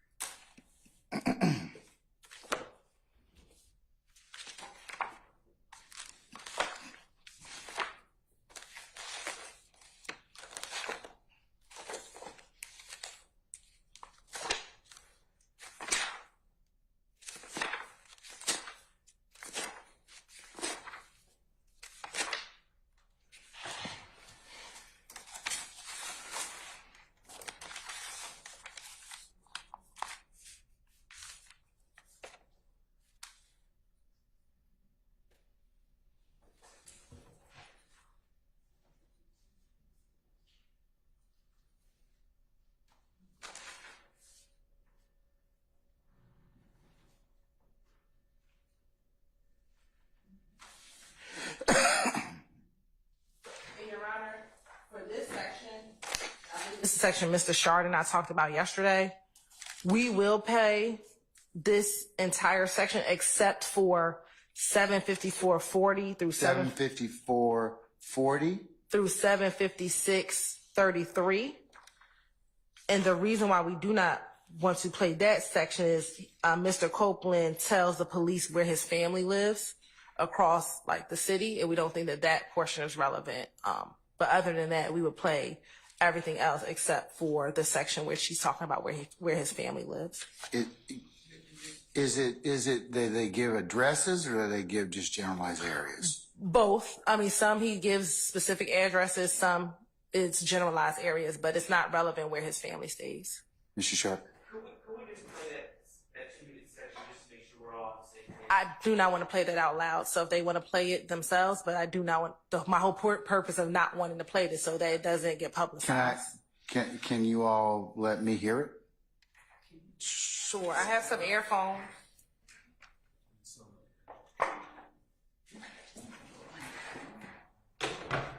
I tell you what, why don't you all, let's do this. Why don't you all listen to it, those that wish to, and then let me listen to it.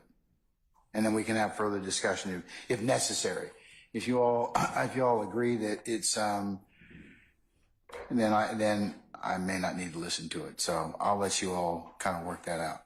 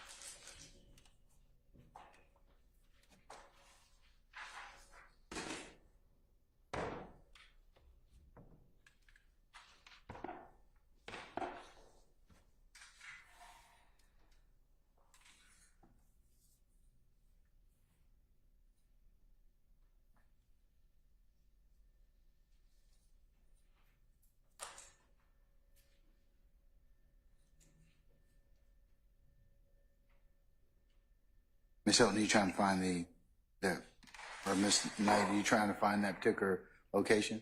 No, I have headphones. Why don't you all listen to it first with the defense, okay? I think they're listening to it now.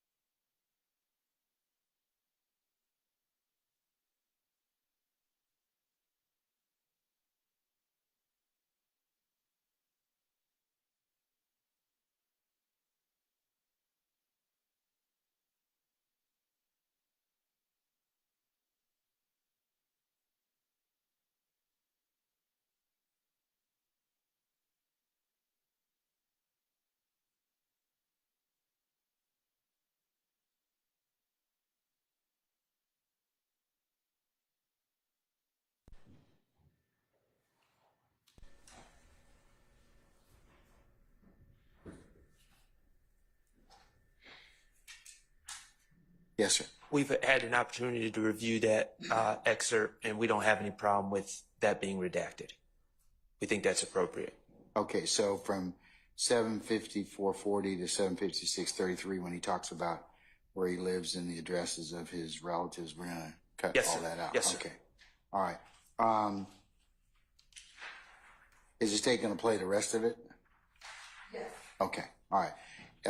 Mr. Shart, any objection or any other defense counsel objection to the balance of it being played? Now, and the balance meaning from 752:26 to 757:24, other than 754:40 to 56:33, which is the addresses of the witnesses and his relatives. We're just good with the state's redactions right now.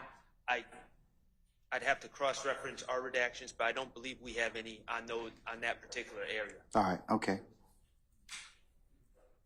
Well, and then But you still object generally on the basis of it not being proper impeachment and for the grounds that you've already stated. So I'll make that a continuing objection. thank you. On behalf of all defendants. Okay, any other, can we move to,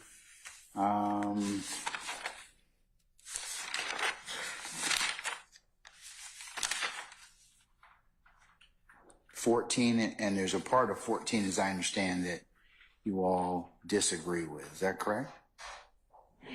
Correct. Based upon what the defense counsel has provided, my understanding is they were okay with us not playing majority of that section. The only portion that they wanted in was from 845:12 to 847:34. All right, tell me first what's 14. Sure. 14 is the entirety of the section is 844:05 844:05. through 847:34. 847:44. 34. 34. Okay. And the defense wants to play 845:12 845:12 through 847:34. through 847:34. Yes.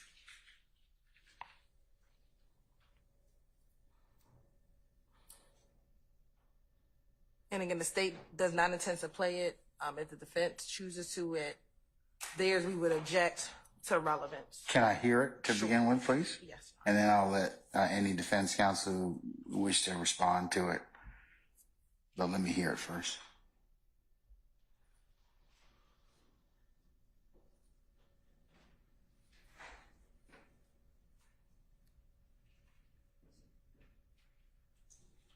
I'm just going to start at 844, Your Honor. So you come around, there's a lot of playing going on. Everybody's playing, right? Yeah. He not gay as in. Gay. Yeah, but he gay as in with a drag queen, so yeah, he gay. He what? Yeah. But not too many people don't know Stop that. for a second. That happens over at Thug House. Yeah. Can you tell me what transcript references? Sure. So this is going to be page 242, line 22.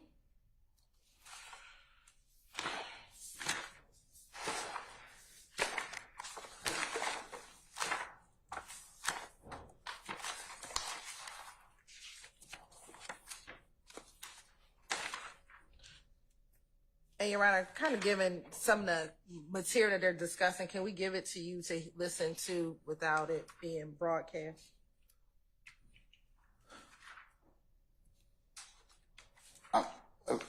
First, give me the rest of the transcript. Sure, I'm sorry. 242, line 22 to which?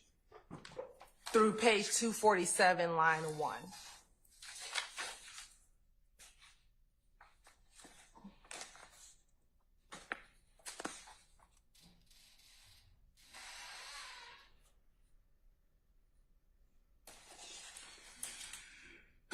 Excuse me.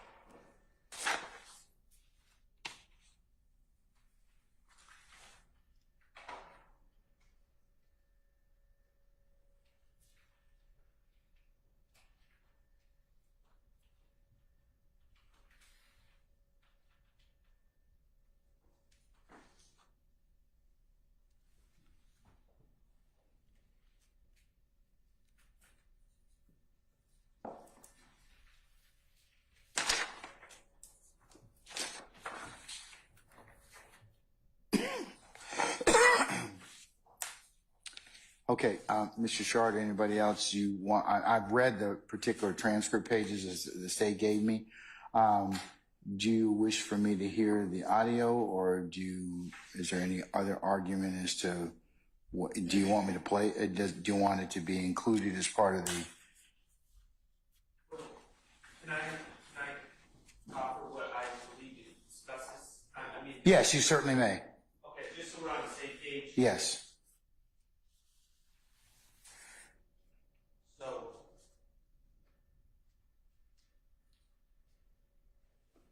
This entirety is 844.05 to 847.34. It's kind of three different discussions. First is about the sexual proclivities of Mr. Winfrey. We agree, we would concur that that does not come in. What's it, and Your Honor, that's going to be from page 244, line 3. I'm sorry, let me go back.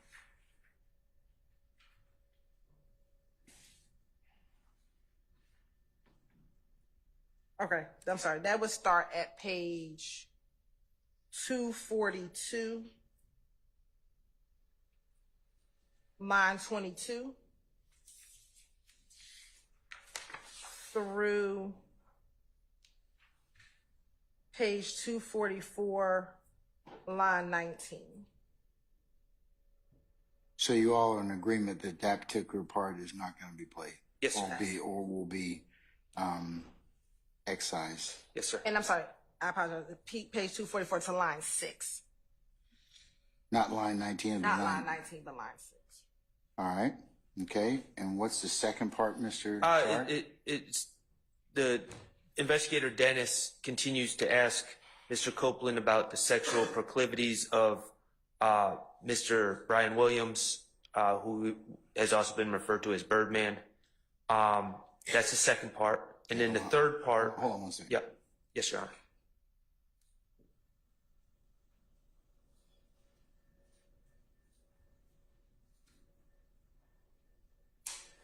Okay. So number 2 is the purported sexual proclivities of Mr. Brian Birdman Williams, right? And what is that? What pages of transcript does that come from? That's page 244, line 6, through page 244, line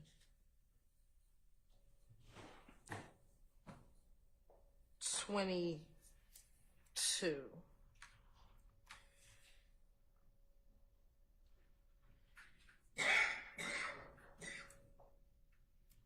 And just to be clear, there's nothing particularly shocking in the answer that Mr. Copeland gives regarding that gentleman. Just so we're clear. And then. All right. So does the state, do you wish for it to be? I do, because it adds context to what comes next, which is the third part is the sexual proclivities of Mr. Jeffrey Williams. And Well, I thought we talked about that already. I thought no, that was about Mr. Winfrey, the first Mr. part. Winfrey. I thought you said Mr. Wayne. Okay, I'm sorry, Mr. Winfrey was the first Winfrey part. is the first part. Yes, That sir. is from page 242, line 22 to 244, line 6. So it's Mr. Winfrey, not Mr. Williams. Correct. Okay, all right. So the third section is now the sexual proclivities of who? Jeffrey Williams. Of So Jeffrey there's a Williams. Winfrey and then there's two Williams. Brian Williams and Jeffrey Williams. And Is he talking about one or the other or both? the first part he's talking about after Winfrey, they talk about Birdman. Okay, yes. Nothing particularly shocking is revealed. I know we're not playing this, but I feel the need to say that nothing shocking is revealed. And then after that, which again adds context to getting to Mr. Jeffrey Williams, and Investigator Dennis seems to be very interested if Mr. Jeffrey Williams is gay. And it leads to Mr. Copeland explaining that Mr. Williams is not gay, is definitely not gay, why he feels Mr. Williams is not gay, but more importantly, I mean, I'm not really interested in sexuality in and of itself, but what Mr. Investigator Dennis is asking, well, he wears a dress, he, wears these skinny clothes, and Mr. Copeland indicates that it's marketing. It's all about marketing. And he does these things to get attention and further his career, which we think is very relevant in this case. It's been one of the central themes that and I'm speaking on behalf of the defense here, but this has been one of the central themes of Mr. Steele's defense. And, the state has brought in many different videos that they say show Mr. Williams doing certain things, and the response has been, well, he's instructed to do certain things. That doesn't mean that's his true self. And this is another example of Mr. Williams dressing in certain ways, doing certain things. And this isn't me saying this. I'm not the one here drawing connections between wearing a dress and sexuality and all that. Let me just be clear. That's Investigator Dennis doing that. He's saying, well, you're saying he's not gay, he's wearing a dress. And then Mr. Copeland says, well, the reason he does that is for marketing. It's to get the attention. And so we think that's very relevant. And so we would ask that those parts come in. It's different from Mr. Winfrey, because Mr. Winfrey's not a rapper. Or at least not a well-known rapper. So Mr. Winfrey, and Mr. Winfrey's section are actually talking about actual sex acts as opposed to the portrayal you give to the public. So you're not in disagreement that should be out. That talking about Mr. Winfrey. Winfrey out. Okay, but you do want to be the section played in regards to Mr. Brian Birdman Williams. Is that what you're saying? Correct, because it adds context, and he's a performer as well. And you also want to play the discussion about Mr. Williams. Jeffrey Williams. Jeffrey Williams. Yes, sir. And what transcript pages are those, madam? For Mr. Williams. Jeffrey Williams, yes, ma'am. Yes, it's going to be page 245. Page 245. Line 1 through page 246.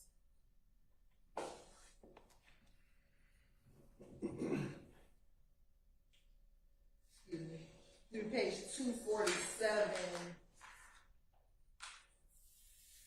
line 9. All right.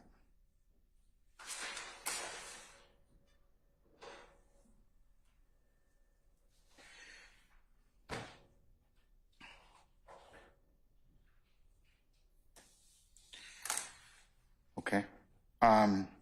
Anybody else wish to be heard? Mr. Steele, anybody? I would like that to be played for those reasons. In regards to Mr. Brian Williams and Mr. Jeffrey Williams?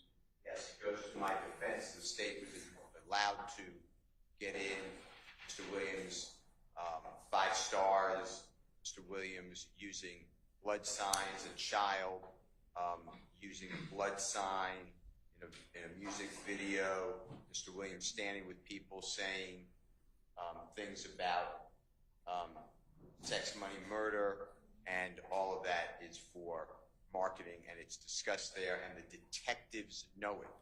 They were told that. So based upon the way the state has tried the case and saying that what did your investigation reveal, I would want to show that this is what their investigation revealed, and they have ignored it in their testimony before the jury, and that Mr. Copeland is aware of it, and he parlayed that to the prosecution's lead detectives. So I believe that it's relevant. Okay. All right. Ms. Hilton? Yeah, so I guess now that this part of the transcript is true versus the other portions of the transcripts being false. So, Your Honor, what defense counsel is asking to be put into evidence is not relevant. Whether or not Brian Williams may or may not be gay has no relevance to whether or not the individuals charged with killing Donovan Thomas killed Donovan Thomas. There's no relevance to that. Furthermore, the marketing scheme or the marketing tool that Mr. Jeffrey Williams may have used in order to say he was or was not gay has no relevance to who killed Donovan Thomas. Your Honor, there's nothing about whether or not Mr. Williams was using people thinking he's gay as a marketing tool has no bearing on the trial before us, which is whether or not they killed Donovan Thomas. Now, Your Honor, Mr. Steele once talked about the evidence that has come forth about Mr. Williams being a part of sex, money, murder, Mr. Williams being a part of a gang. Now, if Mr. Copeland was saying he says being in a gang is a marketing tool, then we might be in a different conversation. If Woody in this interview, or excuse me, Mr. Copeland in this interview said, he says all this gang stuff because that's marketing, different conversation. But he's talking about whether or not he uses being gay as a marketing tool. That is not relevant to what is happening in this trial. If Mr. Copeland would have said, he's not really a gang member, he just says that to market himself, different. If Mr. Copeland would have said, hey, he doesn't really have guns, they are all fake in the video, different conversation. But the fact that he says he's not really gay, it's a marketing tool, is not relevant at all. Has no bearing on the issue at hand. Therefore, Your Honor, it should not be played. It is not relevant. And we're not playing it, and we're asking the defense tries to play it, that it's inadmissible. It's not relevant for the issue at hand.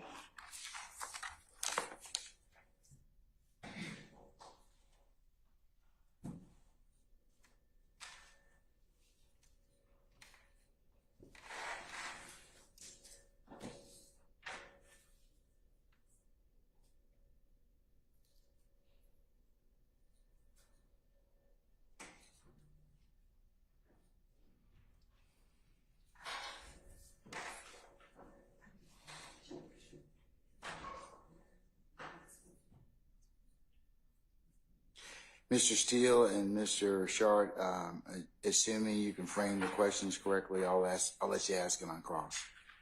Okay? All right.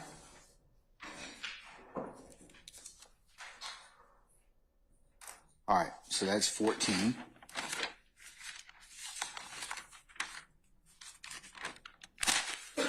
All right, and I think we have 16, is that correct? Yes, that's the last. Okay. For the state. Okay, all right.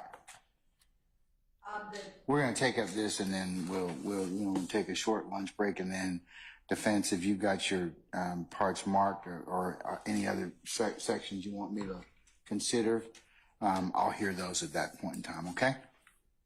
All right. So 16, what's 16 go from? It goes in from 906:37 906:37 through 917:20. through 917:20. Yes, Your Honor. All right. And it's page 274, line 14, through page 291, line 20. Okay. All right. And the defense wants in 907:35 907:35 through 907:40, and also 908:12 through 910:50.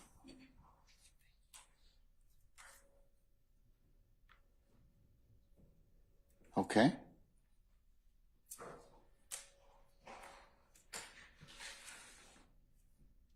All right, so the defense wants in 907.35 through 907.40, and then 908.12 through 910.50. Is that correct? Yes. All right.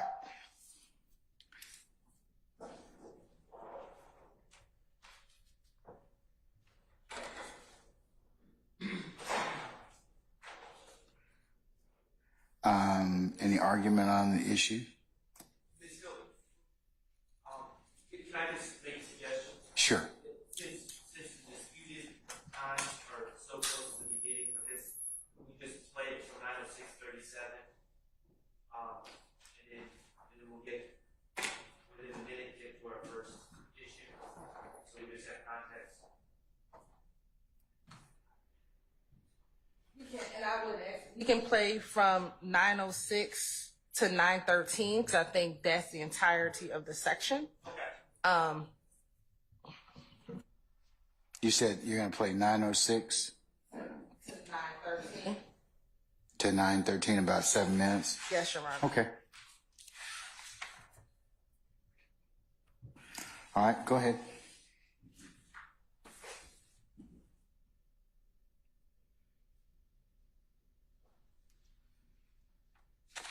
You say that starts at page 274? Yes, Your Honor.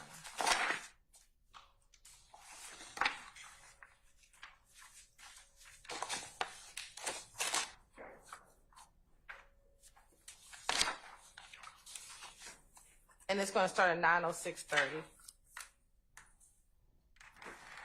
Be like, I'm on my way now. Let me get dressed. And then we gotta come. They say this is what I did, but it probably don't be true no more. But Lucha was having the guns at his house, and Karen never staying at this house. This can't be true. But what house? Lucha got the guns. Lucha got the guns put up for them. And At his mama house? I don't know what house it is. It's a picture of them. It's a video of them shooting pool. You know what I'm saying? Whatever house, Lucy kept hiding the guns. And Karen them standing over here. So whenever they do it, they go get guns for Lucy, then they come. But Lucy don't stay in the hood. What, you got like a nice house somewhere? Yeah. And then that was it. Now that was before that.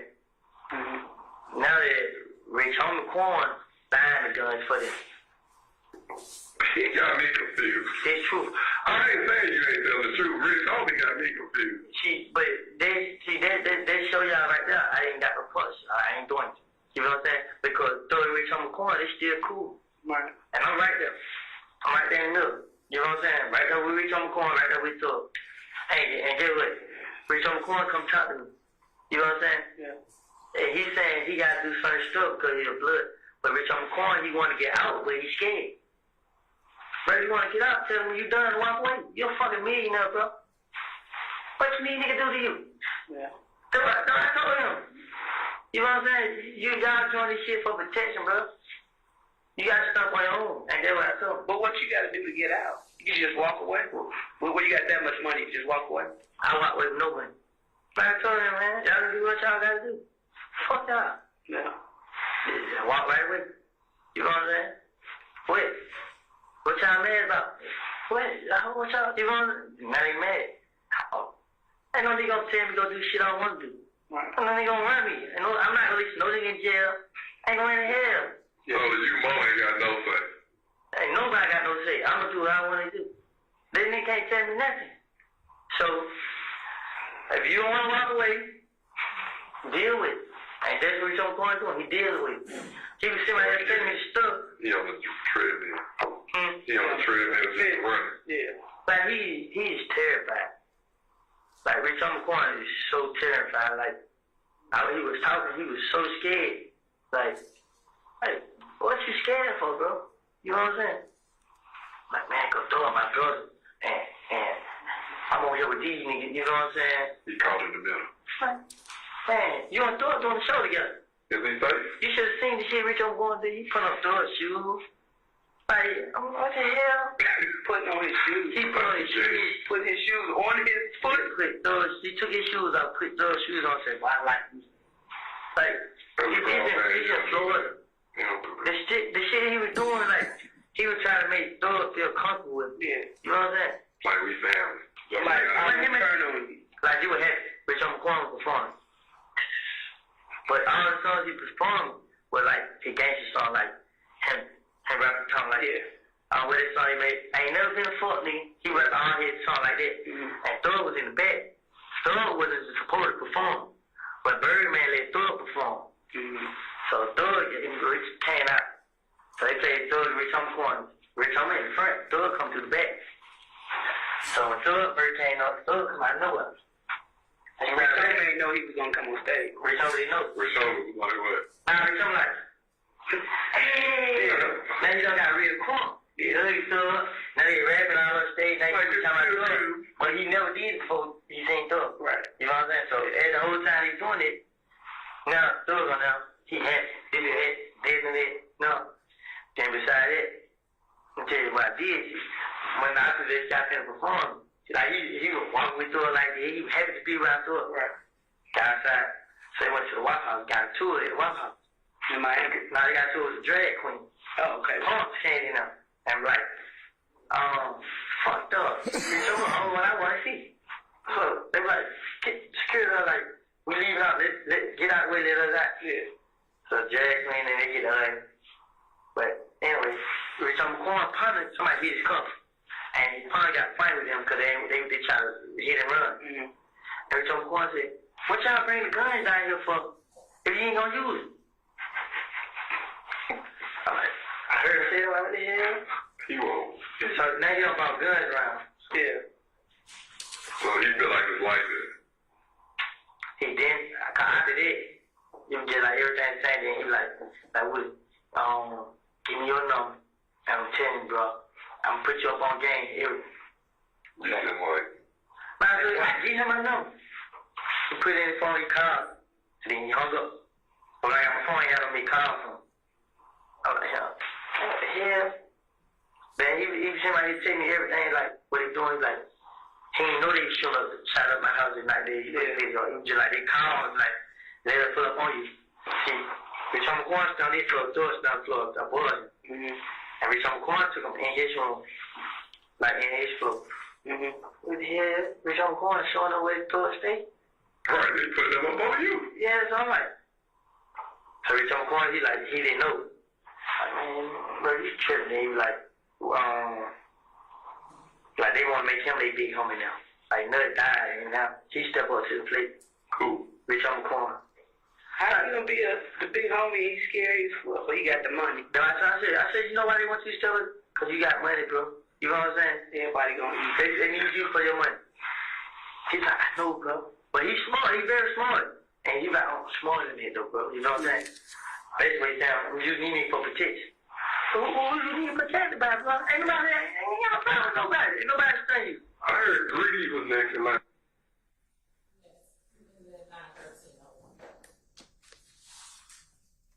Okay.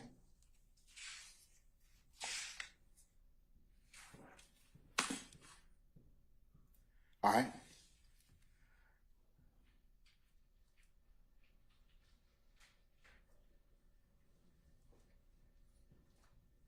So, speaking for myself, for Mr. Stillwell, the 90735 to 90745, we had it as 40, but I think it's more accurately to 45. It's Kenneth Copeland saying, Thug and Rich Homie are still cool. I'm right there with them, which is certainly, from my observations, Mr. Lamar, who's Rich Homie Quan, has not testified as of yet, but there's been certainly in the state's proffers, and my understanding of the state's theory is that there is some dispute brewing between Rich Homie Quan and Jeffrey Williams, also known as Young Thug, that plays a role in the motive for the killing of Donovan Thomas. That's what they've said. So the relationship between Jeffrey Williams and Rich Homie Quan is very much at issue. Kenneth Copeland says, I'm right next to both of them. I see it. These are his observations. So we think that that's very relevant. That should be included. 908.12 to 910.50. One more time. 908. You said 908.12 to 910.50. There's two things that are relevant about that. Mr. Copeland reacts or says he reacts kind of mystified at Mr. Lamar, Rich Homie Quan, being scared to walk away from the Bloods. And that's important because then Mr. Copeland says, you know, why are you scared? You got money. You just walk away. Just do what you want to do. Just walk away. And then Kenneth Copeland says, that's what I did. I just walked away. And no one tells me what I'm going to do. He says, ain't nobody going to tell me nothing that I'm going to do. And that's very central to this case because the narrative being pushed by the state is that Mr. Jeffrey Williams and others are the puppet masters that order everyone else what to do. Now, our stance is that YSL is not a gang, and YSL certainly is not structured in a way where anyone tells anyone else what to do. So Mr. Copeland's statements about nobody telling me what to do, I never did anything for anyone else, are very relevant. And his views on whether other people can force him to do things are very relevant. Finally, in that same excerpt that between 908.12 and 910.50, Mr. Copeland goes back to the relationship between Jeffrey Williams and Rich Homie Quan, and he goes on to tell things that he personally observed, a story to illustrate his point about how close they are, about how Rich Homie Quan put on Jeffrey Williams' shoes and was wearing his shoes and saying how much he likes the shoes, and we're performing at a show together and hugging each other and those sort of things. So it illustrates his personal observation that Jeffrey Williams and Rich Homie Quan are in fact tight and close, which runs contrary to the state's theory in this case. Now, after 1050, they start talking about totally unrelated incidents, some alleged fight with a drag queen at Waffle House. Those are Mr. Copeland's words. We don't think that that's relevant or should be admissible, but the relationship between Rich Homie Quan and Mr. Williams is Mr. Jeffrey Williams is very relevant to this case. So, I'm sorry, after 1050, give me the complete. 910.50, he starts going into some other things that we don't think are relevant. He starts talking about an incident at Waffle House in the parking lot, some fight with what Mr. Copeland says were drag queens. I'm just using his words. When did it start? Because I think 910.50 is when it switches to the irrelevant things. So I believe that 907.35 to 907.45 should be played, and 908.12 to 910.50 should be played. All right. And then after 910.50, you're saying it's not relevant for any purpose? That's what I'm saying. I don't know if all Coke or all defense counsel agree with me, but that's my stance.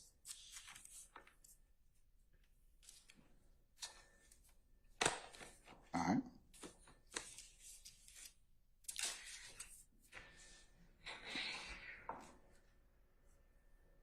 Mr. Steele, or anybody else wish to be heard about these particular segments?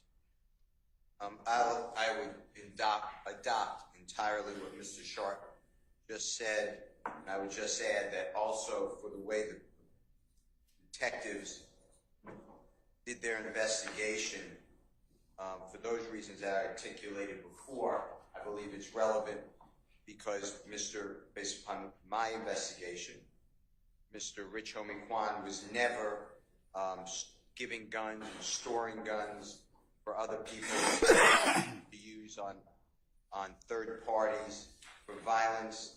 He was not going to replace Mr. Thomas as the head of a criminal street gang. And this is how I'm going to bring out, I intend to bring out, this is part of the information that the police say that they did their investigation. They don't give us any reports. They don't give us any expert reports. I have no memorandum. They just spoke with people, and then the court let in prosecution, pursuant to the prosecution's questions and argument that the police did an investigation. Don't say who tells you, but what did you learn? And I want to show the jury that they are getting misinformation, knowing misinformation, and constantly, and I don't know how to test other people because I don't have who else they spoke with to rely on in this courtroom, but I would like to show that information to the jury. In addition to that, it is, I don't want to repeat, but Mr. Shart, I agree with him about the relationship with Mr. Lamar or Rich Homie Kwan and Mr. Williams. He will state that they were playing together after January 1 of 2015. The state put up. He being who, Mr. Copeland? Yes. Okay, all right. And the state put up Mr. Thomas Sr., who took issue, even though the court has seen and the evidence came out that Mr. Copeland is correct, that Mr. Williams and Mr. Rich Homie Kwan did perform in the middle of January 2015 in Tampa, Florida together, and Mr. Copeland was there, and Mr. Copeland saw the shoes being worn by Mr. Lamar or Rich Homie Kwan that belonged to Mr. Williams, that they were hugging, that they were asked to put on stage together, and that they are, quote, cool, end quote, and that's what you just heard, with one another, which would impeach the state's theory, which is all it is, because it's not accurate. It's objectively inaccurate what the state put up in front of the jury, that Jeffrey Williams somehow was out of sorts with Mr. Donovan Thomas and Mr. Rich Homie Kwan, because somehow Donovan Thomas was involved in Rich Homie Kwan's musical career, and that upset somehow Mr. Brian Birdman Williams and Jeffrey Williams. So that goes directly for impeachment of another witness, and the person has direct knowledge of it. In addition, this part that the state wants to omit. Which part? What specifically? The 90735 to 90745 and 90812 to 90850? It's included in there, but I'll get you the exact times. I'm switching topics about how to get out of a gang. Mr. Copeland is saying, I was a member of a gang, and all I did of Bloods, and all I did was walk away. There's no repercussions. Meanwhile, the state put up this, quote, hybrid gang expert, detective,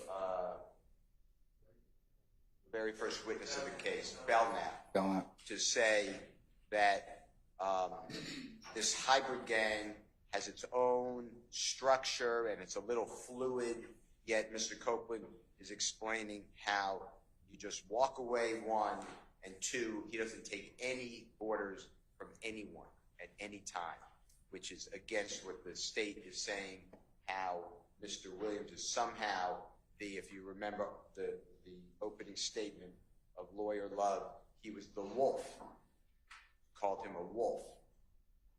I didn't really get it, but the wolf leading the others like a sheep to slaughter. That's how it sounded to me. I'm not saying that's what was said. Anyway, all of those portions, I believe, should be admissible, played, and of course, if the state doesn't want to play them, I understand it, but I don't want the court to stop me from cross-examining on those issues. And if Mr. Copeland says I don't remember, I will impeach him. All right. State?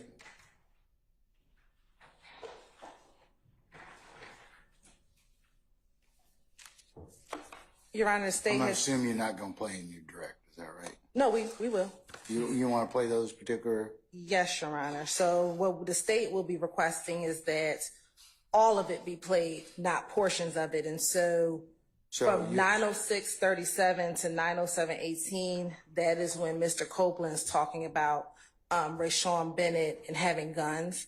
That part we would keep out, but everything that has to deal with Rich Homie Quan, we would ask to be played. So that would be from 907:18, or we will play, excuse me. That'll be from 907:18 to 910:50. That's the first portion. We will redact the portion about the Waffle House and the drag queens because That's after 10. That's 9:10:50 to 9:11:30. to 9:11:30. Yes. Okay. And then we'll could play from 9:11:31 to 9:13. What's represented in that particular That is section? some further conversation about the relationship with Rich Homie Quan. That's going to be on from page 281, line 24, through 284, line 7. Okay. And then after from 913 to 917:20, we would ask to continue to be that we will redact, or we won't play that portion. You said 9:13 to 9:17. 20, yes, Your Honor. We will not play. And Your Honor, this notion again, I think Mr. Steele has said it on multiple occasions that he's trying to impeach what the investigators did or their investigation. Your Honor, what the court will hear in this interview, as well as the February 28th interview, February 21st interview, and the June 10th interview, is that our investigators, Dennis and Gaither, consistently say to Mr. Copeland, what you're telling me here, we have to verify. We have to get other evidence, and we can't just take what you're saying here as gospel. We have to verify it. So when they talk about on the stand that they had other parts of their investigation that they could not speak about, they tried to verify anything that Mr. Copeland said occurred, whether that was by phone records, whether that was by other independent evidence. And so when Mr. Steele continues to say, we're trying to impeach or to show the jury that this was all their investigation, it is not. What they talked about in these interview rooms, they didn't just run with it. They made sure they could corroborate it in a number of different ways. For example, even with Mr. Copeland here, when he was arrested for having a gun, they didn't take out charges immediately. They found videotapes. They did other parts of their investigation. So this notion that all the detectives did was take what Mr. Copeland said and then swore out warrants is just an incorrect statement about how this investigation took place. All right. And so we agree that we're going to let in those portions of this particular interview. All right. Mr. Shard, it looks like that the state's going to omit the portion with the purported fight with a drag queen from 9:10:50 to 9:11:30. And it seems like they're not going to play 9:13 to 9:17. Do you have any disagreement, or you want to be heard any further in that respect?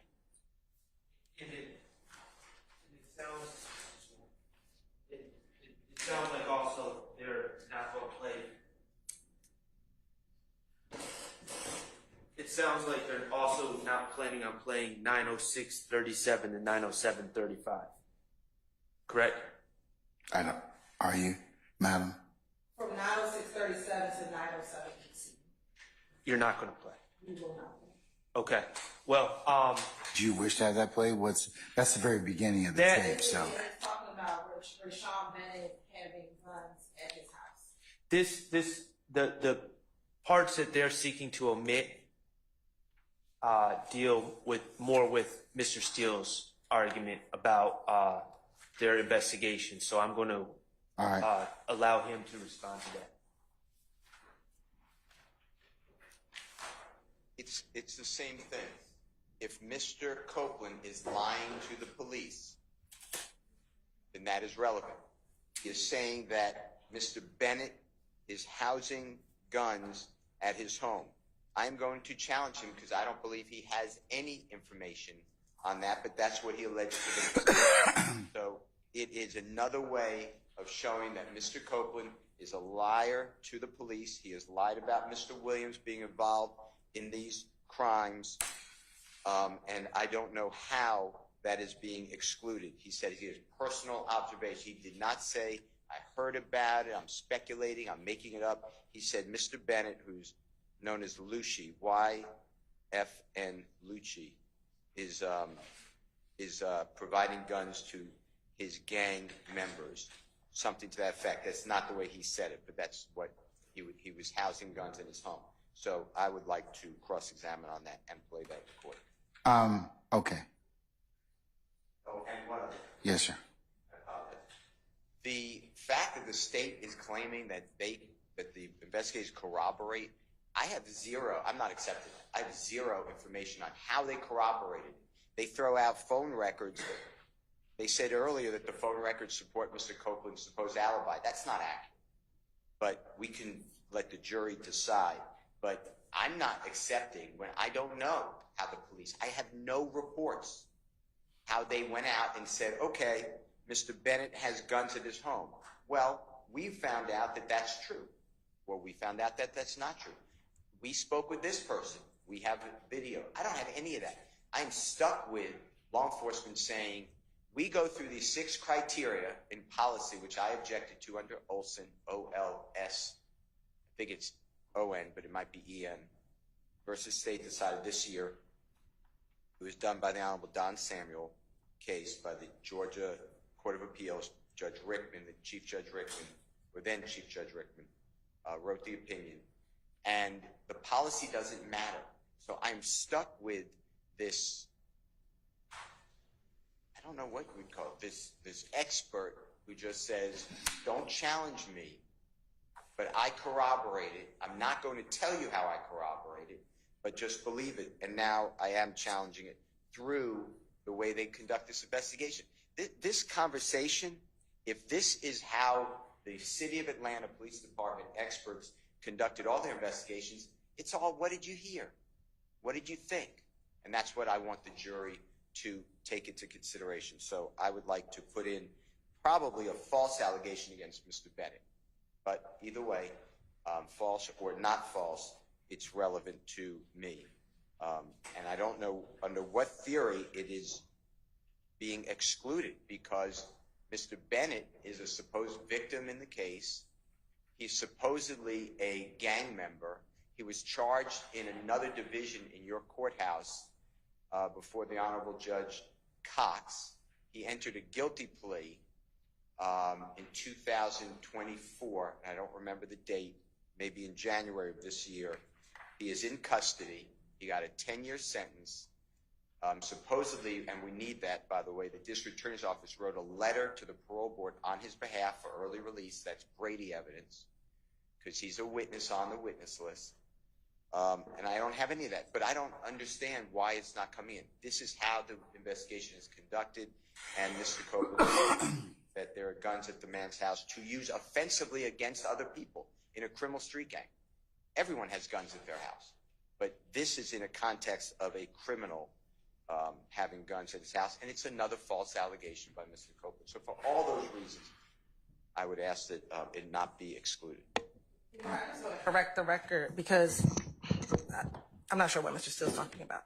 So what Mr. Copeland says here, and he says it very clearly, is that Lucci was having the guns in his house. He said, this comes from Trevia. So this is what he says. He says, this comes from Trevia. Trevia is a young lady who was dating Shell Kell and an individual by the name of Antonio Sledge. So again, he's relaying information that he's hearing. Mr. Copeland did not say to either of these investigators, I know for a fact Lucci has guns in his home. What he said was, this came from Trevia. Regardless, Your Honor, the portion about Lucci, if their whole argument is they want to show that Rich Homie Quan and Mr. Williams were friends during this time period, that's everything after 906. That's everything after 907-18. Either what they said is relevant is the fact that there was a relationship with Rich Homie Quan and Mr. Williams sometime in January of 2015. Whether or not Lucci had guns at his house and that Trivia told Copeland that Lucci had guns in his house is not relevant. If they want to cross him on that at some other time, then we will object at that time if necessary. But for the state's purpose, we're not playing it. If they choose to play it, we'll object at the appropriate time. But again, what they purported is they want to talk about the relationship between Rich Homie Quan and Jeffrey Williams. That is the portion that the state is going to play because that is what is relevant right now. All right.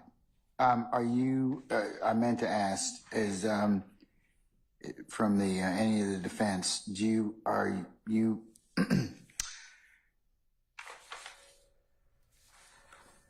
are you in agreement or disagreement with the state about anything that's played between 9/13 and 9/17?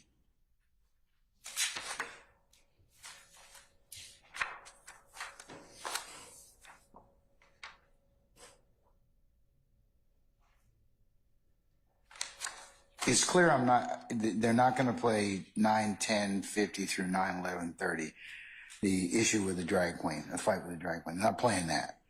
But I'm trying to just figure out whether or not, because what I hear the state saying is, and I hear the defense saying is,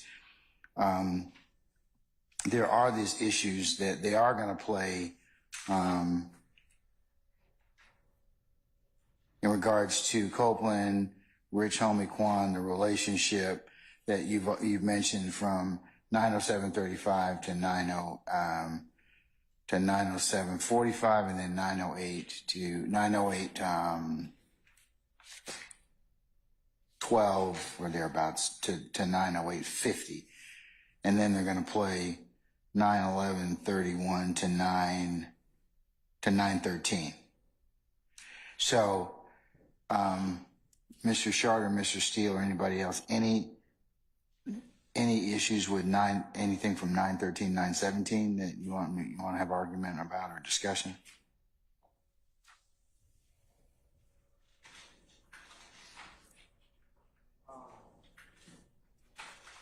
Trying to find that in our training. I just want to make my ruling clear. It seems like Mr. Steele and Mr. Sharp, whatever the state's not playing as part of the direct, you certainly can ask on cross. But I need to complete this 913 to 917 because I don't think we've discussed that.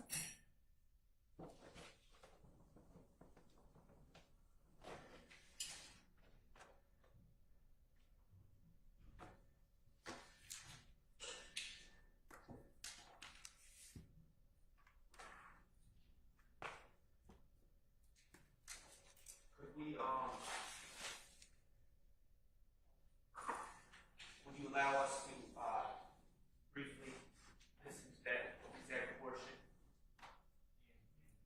and answer that question on it? You want to play it? Sure. I mean, we can play. I can play with Mr. Steele right now, just so we can give an informed decision. Because again, our transcripts are a little different in the timing, so I don't. I tell you what I'll do then. The hour being about 1:45, you all can do that. I will come back at 2:45, and then that'll be the first item of business we'll take up. Okay. Is that? And then also, if you have any other parts of this particular interview that you wish to be discuss or include, or for examination, I'll hear those at that time, okay? Yes, sir. Thank you. All right. So we're going to be in recess until 2:45.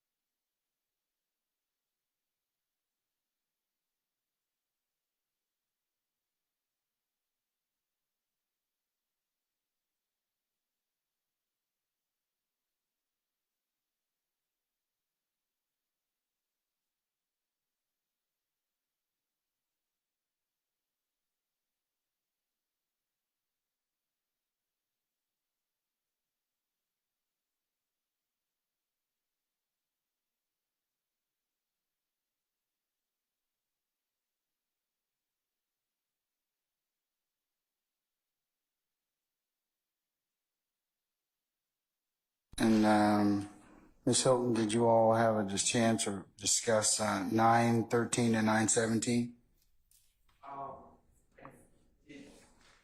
We did not discuss it, but I have an answer for you, Your Honor. We don't have, for the 9:13 to 9:17, we don't have any problem with it, except on my redactions, number 14 is from 9:16. We kind of have cross redactions going on. So I have 9:16:14 through 9:17:11. As bad character evidence against my client. So that comes up at that point. So I do object 9:16:14 for that next about a minute. But from the 9:13 to 9:16:14, I don't have any problem with. Was the state going to play 9:13 to 9:17 at all? Right, that's what we want redacted. So I guess I'm confused. Oh, you wanted that redacted? Yes. Okay. Yeah, what I'm asking is, do you have anything you want? Are you in agreement with the state? Do you want to be heard about any parts of that? I believe that our stance is it goes into more of what we're talking about Mr. Copeland just saying things and getting to the sufficiency of the investigation and him lying about other people, as Mr. Steele has articulated during some other excerpts. But I would, on behalf of Mr. Stillwell, I'd want to cut that off at 9:16:14 to 9:17:11 because it talks about my client's character. Okay, I think the state's in a concurrence. They're not going to play that. I don't know if Mr. Steele is in concurrence. But if Mr. Steele wants to play anything else, if it's in relationship to what he purports to be investigation or impeachment, then he certainly can play it. So I just want to make sure that the periods that you all definitely don't want played, and so far that you've agreed upon. So far, that's the alleged drag queen references from 10:50 to 9:10:50 to 9:11:30, and then from 9:16:14 to 9:17:11. You're not going to play anything about that. But anything else, I've heard arguments on it, and. So to the extent that I believe the state says they're going to play some of the things that Mr. Steele wants as it pertains to subpart 16, he can, he and the rest of you are, unless you object to the contrary, they're going to get played. Now, if you want to anything else other than those two sections I specifically excluded, they're fair game for cross. Okay, so where we're at right now is, as far as I understand, we've been just dealing with the state's proposed redactions. Yes. So I have 19 different redactions that I have identified to protect my client's right to a fair trial, in my estimation. Okay. So, and that was one of them. I should say 15 different excerpts, but that was one of them. From 9:16:14 to 9:17:11? State's not going to play that. So that's one down, 14 to go. So. All right. All right. So, and the state said that they would play for the court because they have it queued up, but from 701:52 to 703:08. Hold on, wait a second.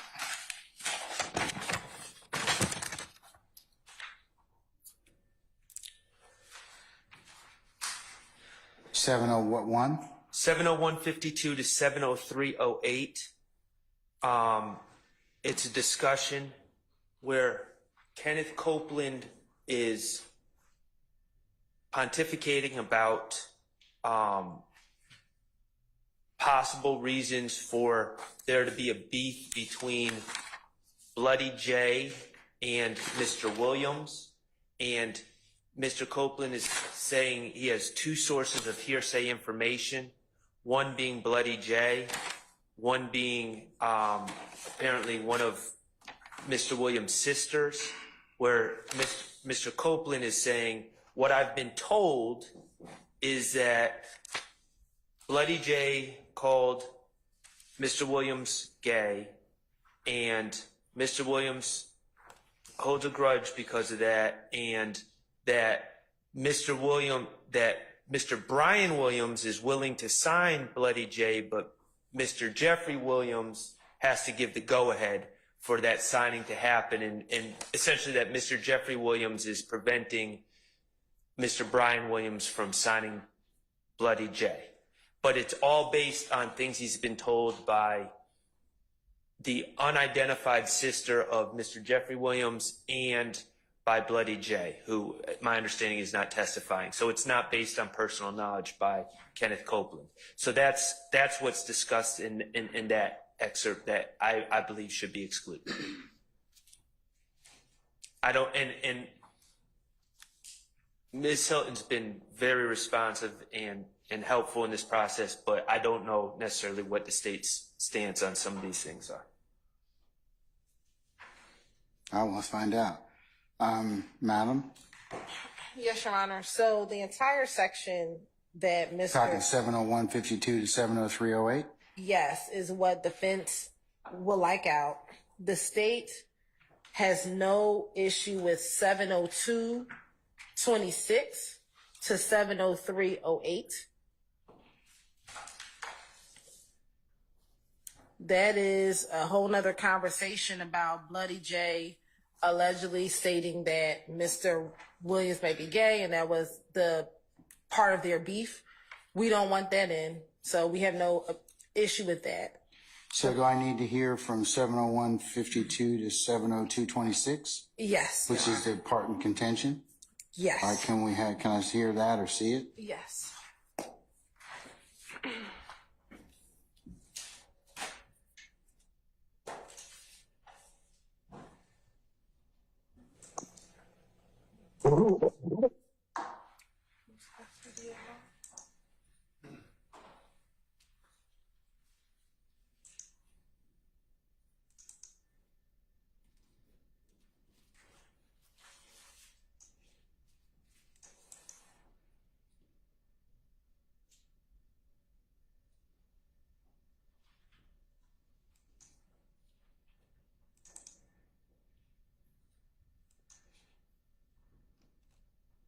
I'm going to start it a little earlier at 7:01:47.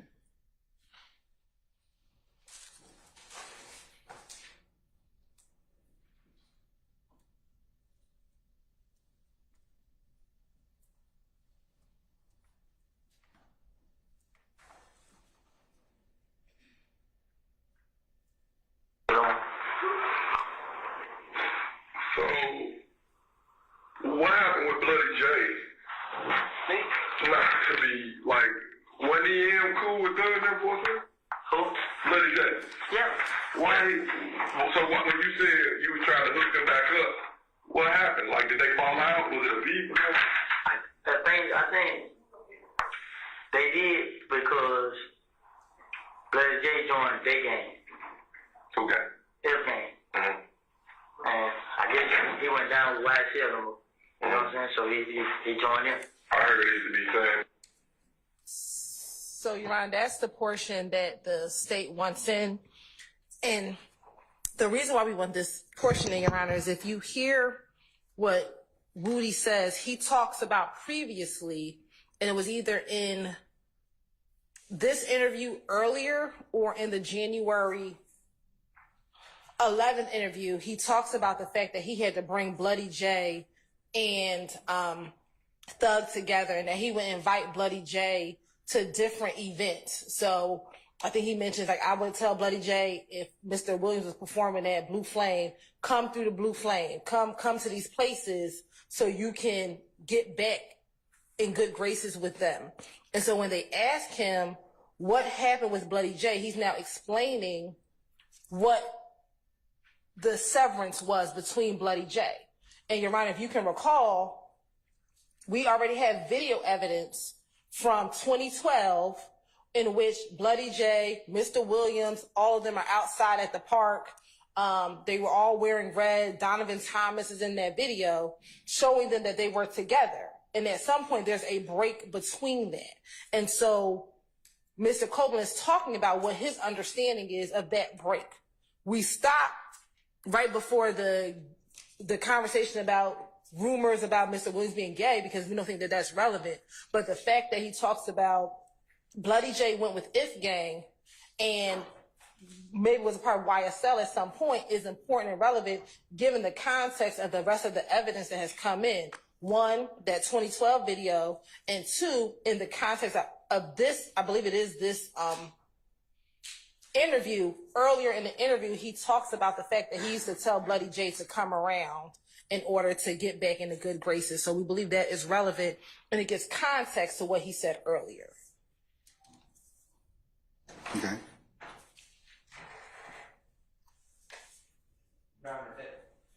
Oh, and one other thing, and we talk about this idea like it's based on rumors. Well, everything the court is getting ready to allow the defense to do on cross-examination is based on what he heard. So that to me is not a valid argument. They're going to come back here to say, well, this beef is based upon what he heard.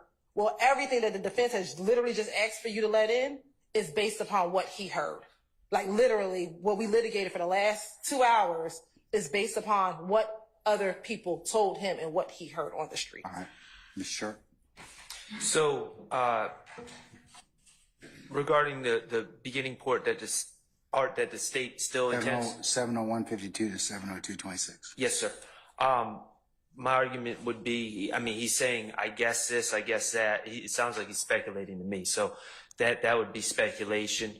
So we feel that it should all be redacted.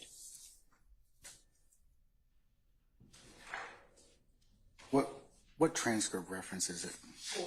It is page 42.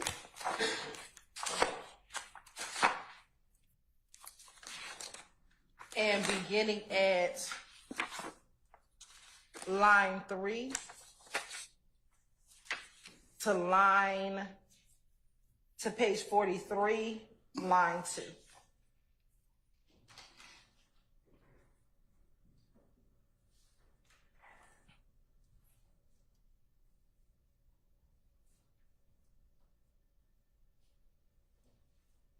You said 43, line 2? Page 42, line 3 through page 43, line 2.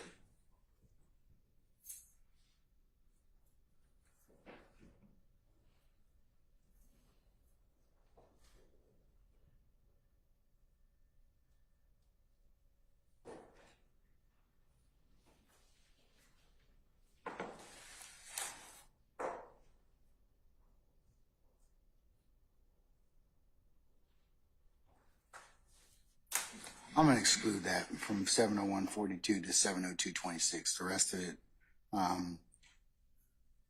can be played. And I believe you all have excluded,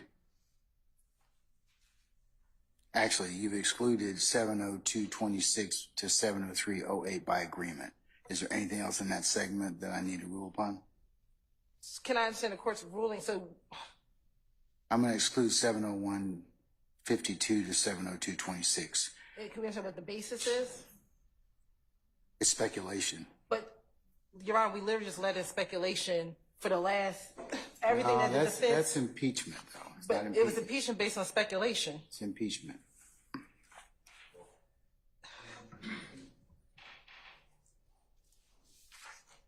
And what part is the court believing is speculation?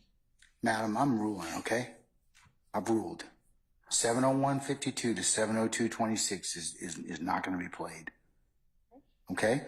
You all have agreed upon 702.26 to 703.08 to be excluded. So is there anything else in that particular segment that I need to resolve? That should take care of it, right?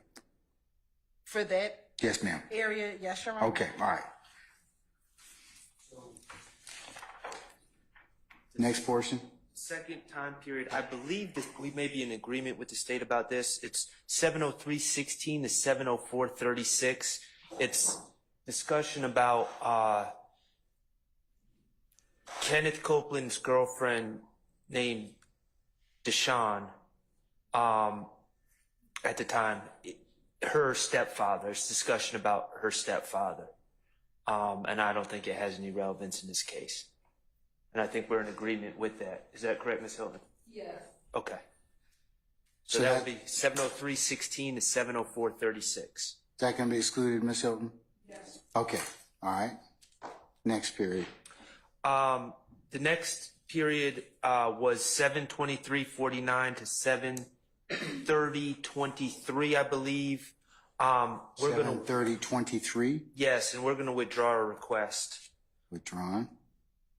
Your Honor, I think this is covered from what we discussed earlier. In which section? It may be.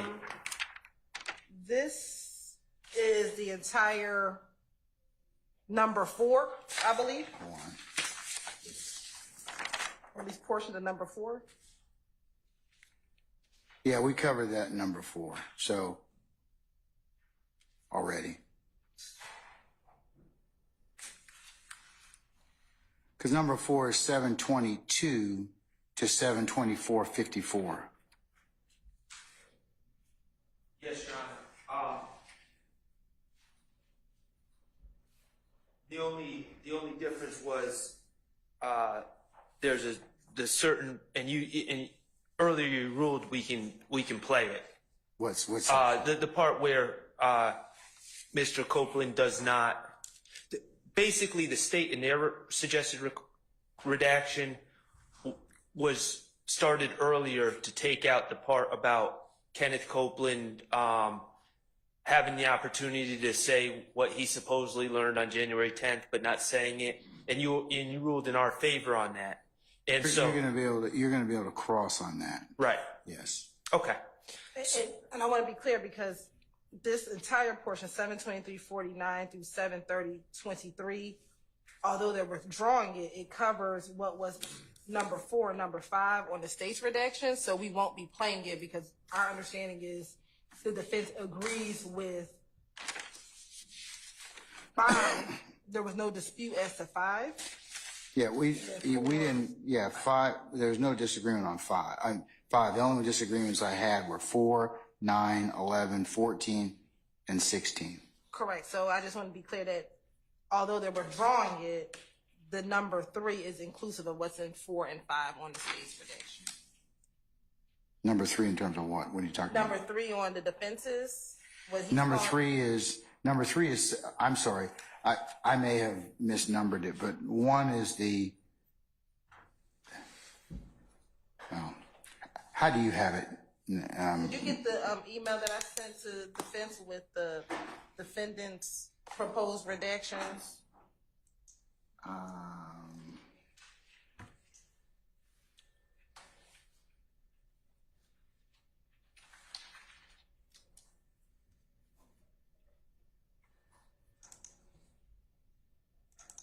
Yes, ma'am, I have it. So that may make it easier. Which one is the defense, though? So the entire document that I just emailed at lunch is all the defenses, their proposed redaction. And Your Honor, you can, for the purposes of this, it references 2 different times. You can ignore the first column because we're just going off the state's videos times to simplify things. The timestamp? Right. So the first column is defense redaction times. You can ignore those times because we're just to be universal. I don't think I have that one. I think I just have. I don't know if I got that. Let me just see. Ms. Hilton, did you send that to me Yes. as well? I believe so.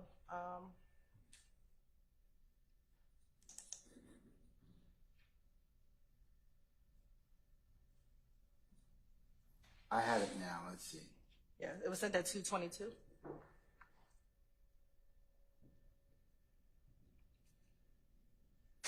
All right, for purposes of discussion, I'll include this in next court's exhibit in order.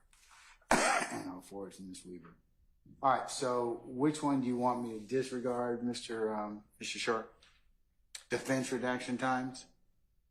Right, just for the ease of this And conversation, to go we'll just with- focus on the evidence reviewer times. Okay, all right. So have we covered, which ones have we covered so far? Or are we covering right now? We're on the defense number 3, Okay, which the state is stating that time frame is inclusive of what is on the states 4 and 5. I get it. The problem is, and I'm kind of speaking for everyone, Mr. Steele, when we were discussing the state's requests, indicated a desire to get into on cross-examination as impeachment what's in 4 and 5. So while I'm withdrawing my request on behalf of Mr. Stillwell, and Mr. Steele, I think, wants to get into the topics from 723.49 to 730.23. So we didn't discuss that because initially we said that was going to be agrees, at least for the purposes of this conversation, agreed upon. So we didn't have any discussions of the state's number 5 because we're just learning now that that's going to be objective. It goes back to what you heard about Rich Homie Kwan putting $25,000 on, according to Kenneth Copeland, Rich Homie Kwan putting $25,000 on someone's head. Those discussions, that's what comes in during this time period. And I believe you said that Mr. Steele could talk about that on cross-examination. Sure. Yes. So do we have any more discussion about it? No. Okay, all right. Which one are we dealing with next? Number 4 is from 742.21 to 747.02. And that, I'm not, dude, there's a gentleman who is on our indictment that's not sitting at trial with us. I don't even want to say the person's name, who was once falsely accused of rape. And the officers make reference to how people that he was charged with did him dirty because they all knew he didn't commit the rape, but they basically let him sit in jail and let him sit there and take the blame for this rape. Your Honor, that's not in dispute. That's consistent with the state's number 8. Okay. I'm sorry, Ms. Hilton, I didn't quite hear the last thing you said. It's not in dispute. It's not what? in dispute. It's consistent with the state's number 8. Okay, so we're not going to talk about that. Okay. That's excluded.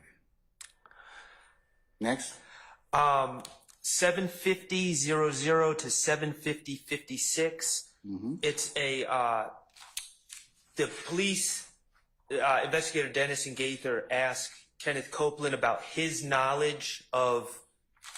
Essentially, there was apparently a shooting outside a hotel where Jeffrey Williams' fiance was throwing some sort of hotel party, and the police asked Kenneth Copeland what he knows about that shooting and how it's related to the Donovan Thomas shooting.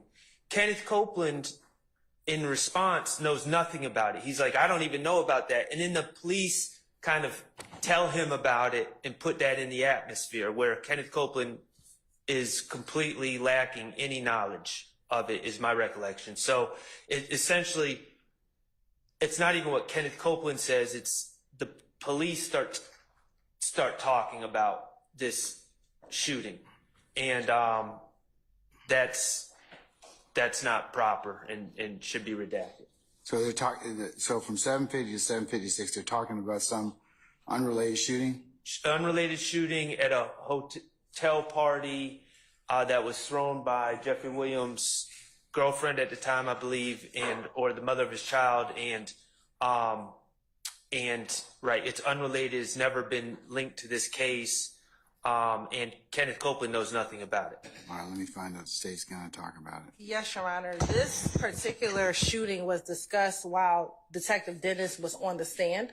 He discussed a series of events that occurred in the days leading up to the Donovan Thomas murder.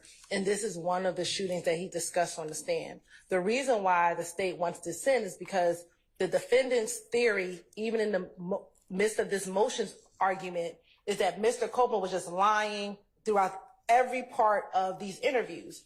And what this portion shows is when he was unaware of something, he told the detectives, I don't know about that.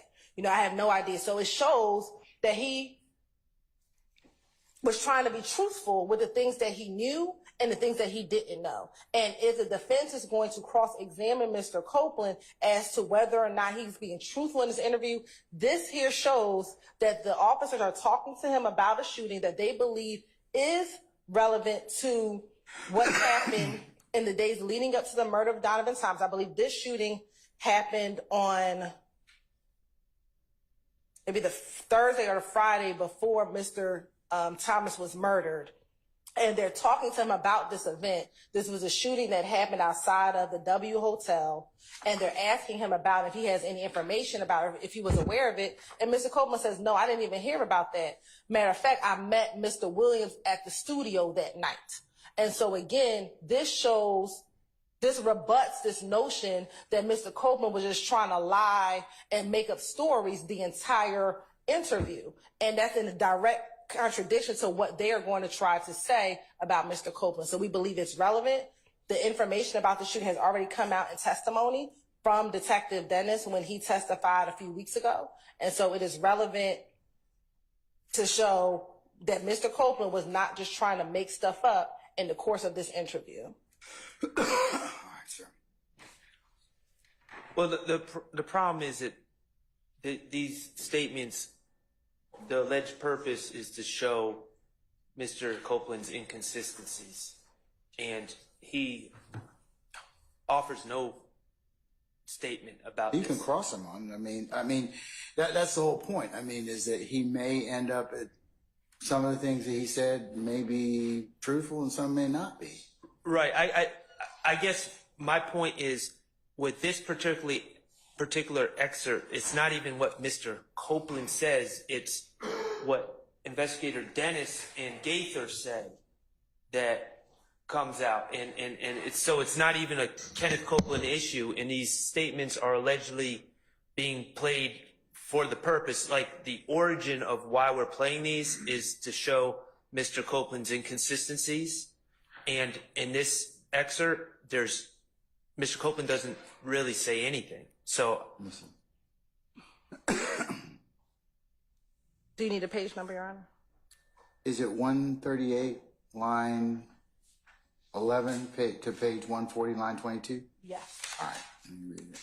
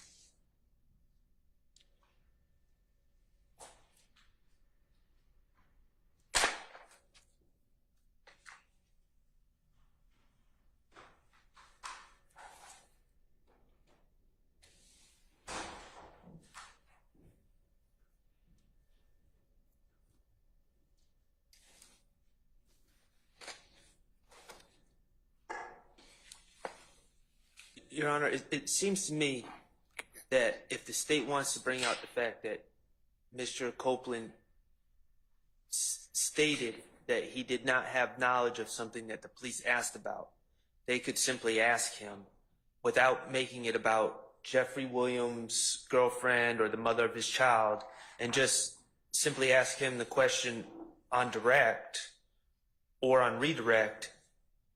Did the police ask you about a shooting that happened and you know, you told them you didn't know anything? And that we wouldn't have to get into because the shooting that's being discussed, I just want to be clear, I don't believe in our discovery we even received police reports about it, because I don't even think there were police reports generated about this shooting. This is kind of something that comes up and is talked about, but I don't even believe that there was police reports made. And Kenneth Copeland doesn't even know anything about it. And somehow it's entered the ether of this case without anyone really having any firsthand knowledge of anything involving that, much less if it's related to the Donovan Thomas shooting. Your Honor, that's not, I believe, and we're pulling it up, we brought in CAD reports as related to this shooting with Ms. Latner's. And furthermore, Mr. Copeland, when he was on the stand last week, said, if they asked me about the sky, I would say the sky was blue. If they asked me about her shoes, I would say that her shoes were white. This goes to show that he just wasn't saying anything. If there were things that he did not know, he said that. So this is one, in contradiction to what he said on the stand. And two, this is the detectives asking him questions and he being able to say, I don't know about that. If he was just trying to make stuff up, which is what he's claiming in court, he would have said, yes, I know about this shooting. Yes, it has something to do with thugs. Yes, he doesn't say any of that. And the jurors get to determine whether or not they believe, one, his trial testimony or what he said previously. Furthermore, defense counsel literally have just argued for 2 hours that they want to be able to show that Mr. Copeland lies about some things, doesn't lie about other things. And so here's another example of that. So when you look at all that in totality, this is relevant to play for the jury so the jurors can make a decision on what they believe or what they don't believe, given his in-court testimony and given what he said previously during this interview. Sure, anything else before I rule? I understand generally what the state's arguing. However, I just don't understand why you would need to get into specifics, the unfounded specifics that Mr. Copeland has no knowledge of, that it involved Jeffrey's significant other and those things. Why you couldn't just ask Kenneth Copeland on the stand, weren't you asked about a shooting at a hotel a couple days before, that occurred a couple days before, and you told the police that you knew nothing about that, you had no knowledge, and therefore they could get out what they want to get out without bringing in, it was Jeffrey Williams' significant other throwing a hotel party and all the rest, because it's not being linked to this case.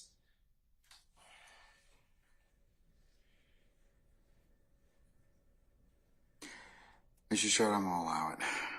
At the end of the day, it's relevant, so I will allow it. For re-objection, I'll give you a continued objection. Yes, sir. Okay. All right, what's next? I have number 6 is erroneous.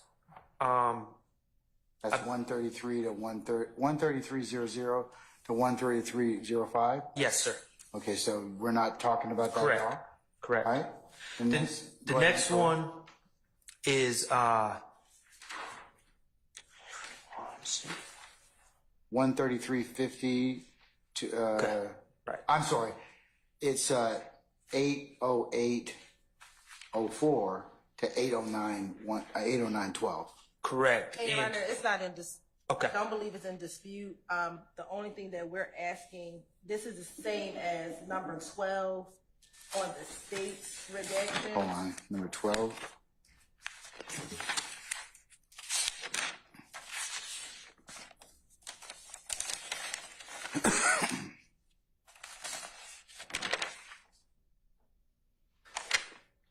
Okay, I don't have that anyways because that was not something that we argued And about. I think the entirety, and what I understood when we left yesterday. I'm sorry, go ahead, I apologize. Go ahead. The entirety of 808.21 through 811.50, at least yesterday, wasn't at issue. This portion here covers that from 808.04 to 809.12, so the state has no issue. Okay, so Well, with this portion. so that's not an issue, Mr. Steele. Mr. Sharp, okay? The issue is that the state's redaction is 808.21 to 811.50. I agree with 808.21. I have 808.04 is the beginning. I'm sorry, you had 808, I was coughing. 808.04, they have 808.21, but we can clarify that. But I have it ending at 809.12. So they're seeking redaction of an extra 2.5 minutes. Now, speaking for myself, I did agree with the state. You know, in full candor, Ms. Hilton's right. I did agree with the state. My understanding after speaking to Mr. Steele is, Mr. Steele, I'm just trying to bring everything, I'm kind of the spokesperson, but I'm trying to make the court aware of everyone's stances. I believe Mr. Steele wants to get in 809.12 to 811.50, where Kenneth Copeland talks about, and Mr. Steele, correct me if I'm wrong, talks about Kel wanting to kill Jeffrey's sister. Someone said Kel was called over after. Then they're talking about the Lucci's mother's house being shot up, and they're talking about Kel coming over there and Lucci paying or asking why Lucci won't pay Kel's bond, and that Lucci's car was the one used to shoot up Kenneth Copeland's mother's house, and how Kel robbed Gervin Henry, who's also known as Fly. So it's a lot of discussion about Kenneth Copeland makes accusations about wrongdoing by Kelvin Watts. I believe Mr. Steele wants to get into that. I'm going to let him argue that. But so I agree with this state from 808.04 to 809.12. But I'll let Mr. Steele, or he can perfect his argument on that. So, sir?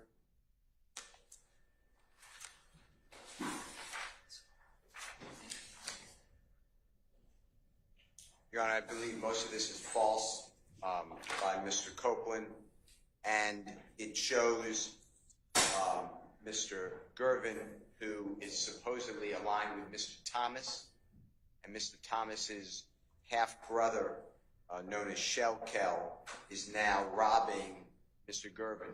Instead of these joint, supposed enemy gangs going after each other, now you have insider gang after gang member, which I don't believe is truthful, and it just goes to show that this is not the way the state has purported, that this is a gang of one, of the IF gang versus the gang of another, YSL, and it just goes to the preposterous nature of Mr. Copeland, who's a serious witness, big witness for the prosecution, and how the detectives have gone out and eliminated, they just ignore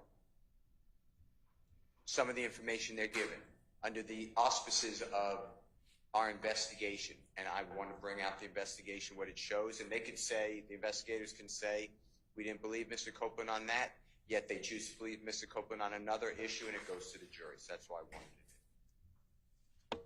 All right, can you play for me 809.12 to 811.50, please?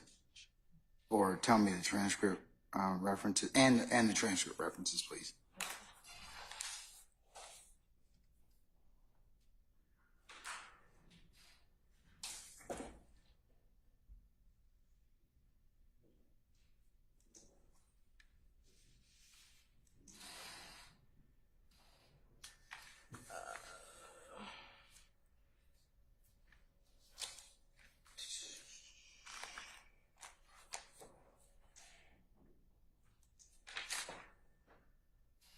He said, John, from 809.12, so it's going to be page 180, line 10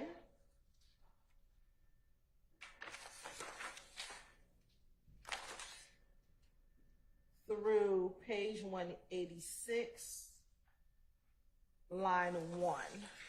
And it's going to start a little bit earlier, around 8:09:05.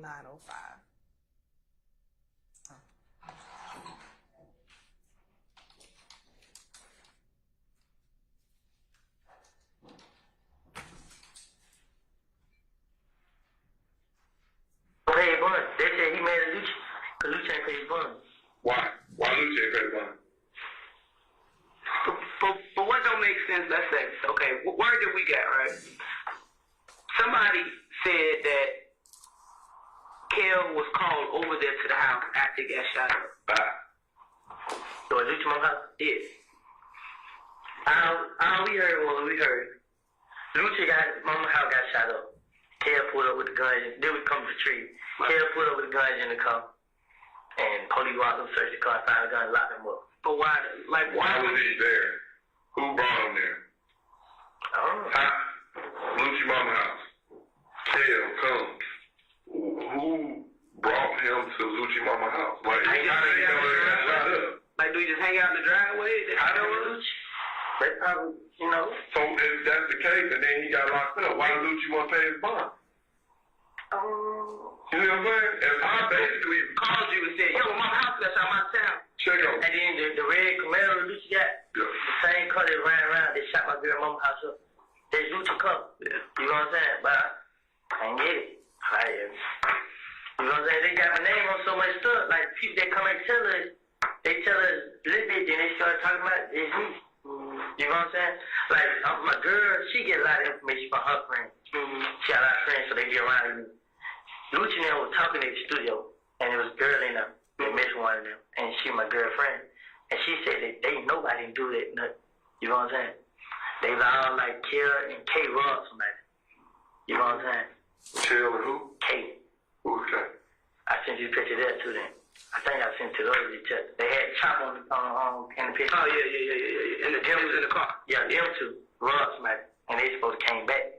This was they talk about in the studio. You know what I'm saying? They just put my name on it. They covered it up. Make it seem like they ain't got beef in the streets, whatever. Yeah. So, and then it's like, she was like, they know we can't do it. You know what I'm saying? But they gonna keep playing on him. And she was like, K, when the nut got killed, K first one called everybody like, we killed Nut. Tell the mom now what it is. He the first one started my name. And they like, K went along with it. So they had Jerry Ross, then they did, like Nut died, then they started. That same day? I don't know when. They like they Jerry Ross, and Nick's supposed to be coming back for them. You know what I'm saying? Like Kel Rock flat, plug flat. He robbed one of them. Like, and then like they would have somebody broke in that car and gave me the phone and the jury. Cause when I realized I was sick, you know what I'm saying? What the hell? Think Nut shit. Right. I called Nut. Hey man, I got your shit right here. Pull up on me. He come pull up on me. But before I gave back to him, I really texted, and he was texting Kel like, "Come on, bro, I introduced you to these folks, bro. You just took them out." And he was like, he sent a big paragraph. Kel just sent like, "Man, nigga, like, nigga, what up? You know what I'm saying? Like, nigga, I'm out here, nigga. You ain't doing it for me." Yeah. Yes. This part isn't in the seat. Okay. So we stopped at 8:12:24. I don't think that was the part. Yeah. Yes, you went from 8:09 to 8:11:50. That's what you went in, right? Right. Okay, so I just went past it a little bit. But. Yeah. I was just trying to draw your attention that we had reached it.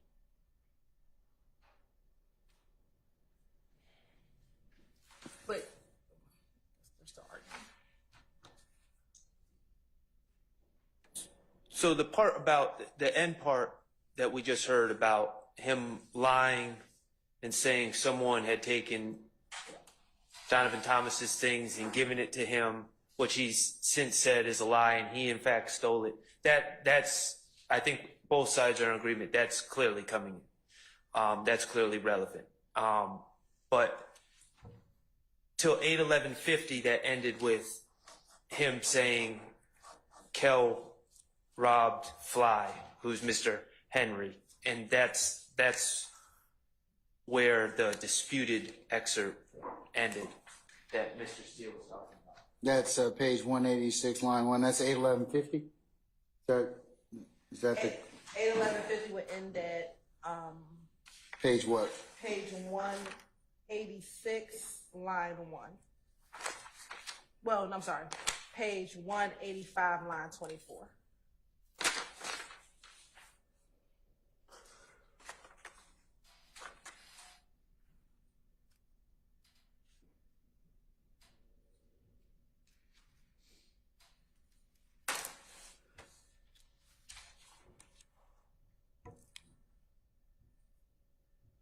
All right.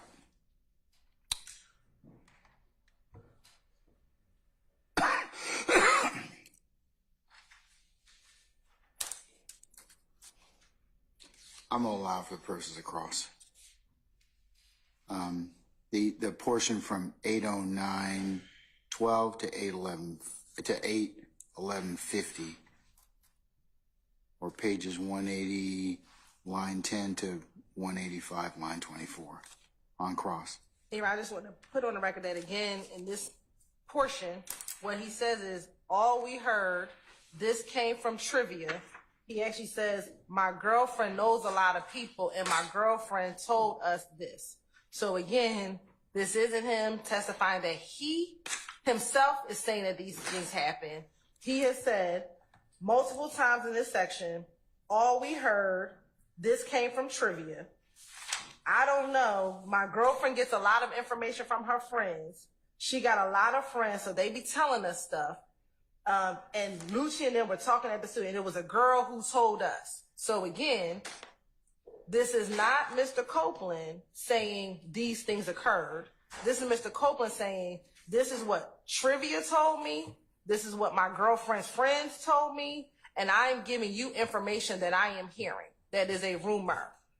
But I think that Mr. Steele's saying is that he can test Mr. Copeland about, because Mr. Steele, you saying there's another version of this he's told already? I'm saying that this is how the police conducted their investigation. That's exactly what I'm saying. Yeah. I'm gonna allow him to ask about it for that reason. So, on cross. All right. What else?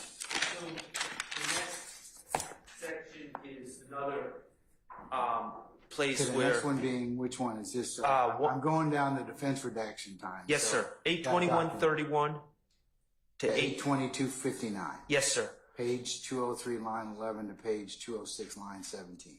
Yes, sir. And this is another example of kind of views diverging on the defense side.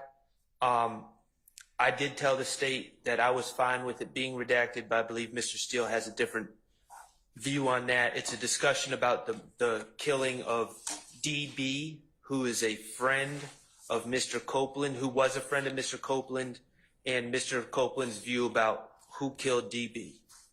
Okay, well, let me hear from Mr. Steele. Sir?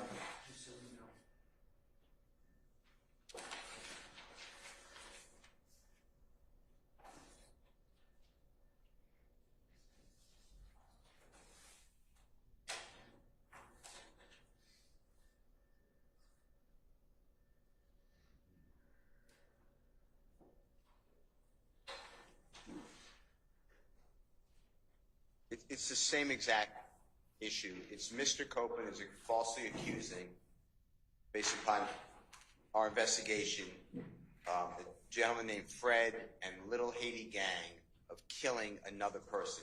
And there's going to be no information that that's close to being true, but that's what he spits out.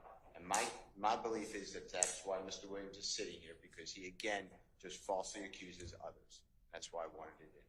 And it goes to the investigation. It's the same exact argument. The police are just listening to rumor, speculation, and people who concoct stories. And that's what I want to bring out in the courtroom through Mr. Copeland.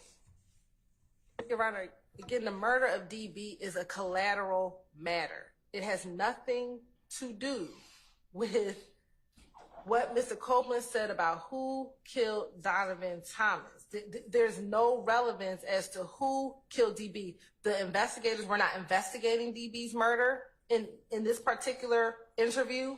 They are getting information, and Mr. Copeland is providing whatever information he's providing, but they are focused on two things. The gang war that was ensuing at this time, because by the time January 28th, 2015 has occurred, the murder of Donovan Thomas has occurred. I believe there was a shooting at Mr. Williams' stepfather's house had occurred. Mr. Copeland's girlfriend's mother's house was shot up by this time. Mr. Copeland had been shot at on the highway by this time. And that is what they are interviewing. I mean, that is what they are investigating. This notion that the detectives just was getting information and this was their investigation. No, he's providing information on a number of different topics. All the topics were not relevant to what they were investigating. The fact that he is telling them who he thinks murdered DB has no bearing on what these investigators were investigating at the time that they interviewed him. He's just giving information about a number of different things. They parsed down what was relevant, and they further investigated what was relevant based on what they were investigating at the time, which was the murder of Donovan Thomas and the back and forth shootings that had occurred between January 10th and January 28th. And if I can have a moment, I can look at the board to see how many shootings had occurred between that time. Okay.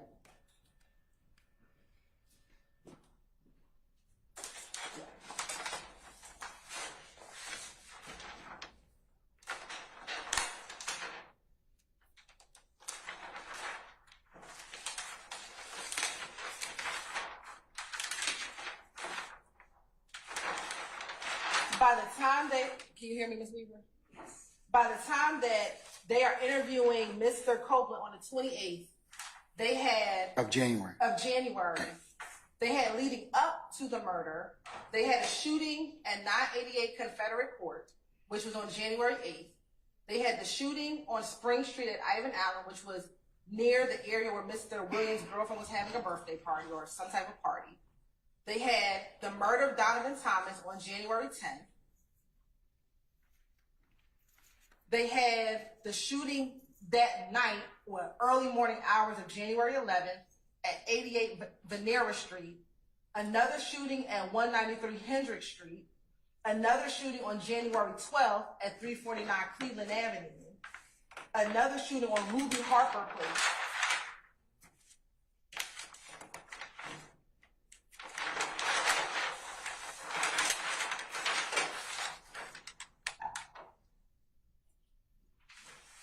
They had a shooting at Mr. Copeland's sister house on January 13th. They had another shooting on January 13th. I believe that's the address on Ruby Harper, which was Mr. Williams' stepfather's house. On January 22nd, they had a shooting at Mr. Rayshawn Bennett's mother's home. Then they had another shooting on January 26th where Mr. Copeland and I believe Mr. Stillwell and Demetrius Garlington were in a car and they got shot out on the highway. Then there was another shooting back at Mr. Bennett's mother's home at that time. And then there was a shooting at Entrevia Smith's house on January 25th. So that is what they're investigating, Your Honor. They're not investigating DB's murder. They're not investigating any of these other collateral things that Mr. Steele is trying to get into with this notion of, I want to see how they investigate cases. That's not, they were only investigating what happened between January and at this point, January 28th. So but they asked Mr. Copeland about them and they chose to, and then whether or not he lied about them. Now, whether or not it's relevant to the issue of the killing of Donovan Thomas, that's the principal issue. But if he, I believe they're entitled to at least ask him about those things. I mean, now whether or not they can prove up anything else is another thing. It may be a collateral matter. But if he lied sum and substance about what he told the police or why he told them that, I think that's fair game for them to examine. But even in this, what he's trying to get in, They asked him, who killed DB? He says, they don't know, man. They don't know. And what Dennis asked is, who do you think did it? He didn't say Fred did it. He said, I think Fred did it. That's what he says. He says, I don't know. I think Fred did it. Or he might say, you know. But he's not saying. Where's that? I'm sorry. On page 203, line 19.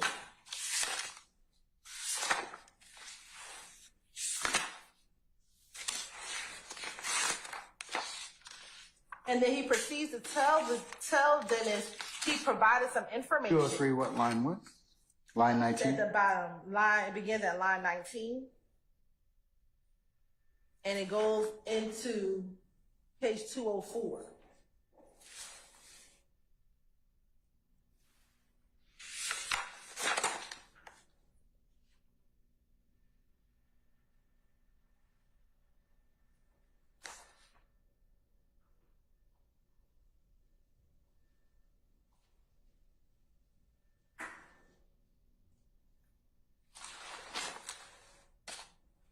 Okay. And it appears at this time they had not arrested anyone. He's telling him how he may have participated or told the detective some information about it. But this notion that this is a part of how they investigate the cases, there was no follow-up with Detective Dennis and Detective Gaither about what information was provided because that's not what they were investigating. So there was no need to follow up on whatever information about DB's murder because they weren't investigating that. Look, Mr. Steele told you he has a good faith basis to ask the question. Well, the statement is collateral, but we understand the portion. All right. So, Mr. Steele, I'll let you inquire on the cross, okay? Yes? Yes. All right, okay. All right. And that's from 8:21:31 to 8:22:59. All right. So the next section, Your Honors, 838:29 to 838:44. It's within there. It may not take up those 15 seconds, but it's a comment about my client's criminal history. They asked Mr. Copeland how long he's known Mr. Stillwell or been hanging out with Mr. Stillwell, and and this is all information that Mr. Copeland's already provided from the stand. But Mr. Copeland says, essentially, I don't know, as long as I've been hanging out ever since Shannon got out, or something to that matter, which references my client's criminal history. So he would just ask that be redacted. Your Honor, the state has no objection. We believe the appropriate time frame is 8:30:8:36 to 8:38:44. Okay. Is the appropriate time frame. But can we go back to 8 because I want to be clear. Can we go back to what, madam? I'm sorry. Number 8, so I can understand. Defense counsel wanted 8:21:31 through 8:22:59 out. They want to cross. I'm going to let them cross on that. No. Based upon this, Mr. Shard wanted it out. And that is true. So yeah, he wants it out. I'm withdrawing that. He wants it out. Mr. Steele wants it he really wants it included as part to be played, but I'm going to not require you to play it on your continued rec, but he's welcome to get into it on cross. Okay. You're talking about the discussion about the killing of DB. He can get on that. He can inquire about that on cross. I'm not going to require you to put it in your direct, but he can ask about that on cross. There were other portions that the state wanted in. So if Mr. Shard is asking for that if he's withdrawing his request, I just want to make sure that the portion that the state wants in is fine. So what? All right. What portion do you want? What are you trying to from 8:21 to 8:30, 8:21:31 to 8:22:59? What are you trying to get in then, ma'am? We are going to play 8:21:31 through 8:21:37. And what does that cover? Where he talks about who do you hang with from the Ville. They're asking who does he hang with from Mechanicsville. And besides Demekion and Shannon, and he asks like now, and she says, yeah, I mean, everybody's locked up. He says, man, besides Shannon and D, you ain't gonna see me hanging with nobody. And they wanted that excluded, but we want that in. And then I think our seconds may be off a little bit. If that's what's being discussed, I don't have any problem with if Mr. Copeland's asked who he hangs out with and he says besides Lil D and Shannon, you ain't gonna see me with nobody, then I mean that's his answer. I don't have a problem. Are you gonna get into anything about the reference of being locked up? he wasn't talking about them.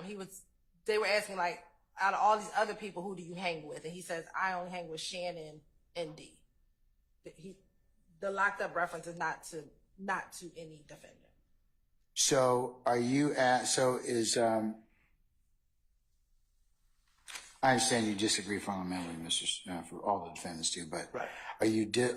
Is there any further discussion about 821.31 to 821.37?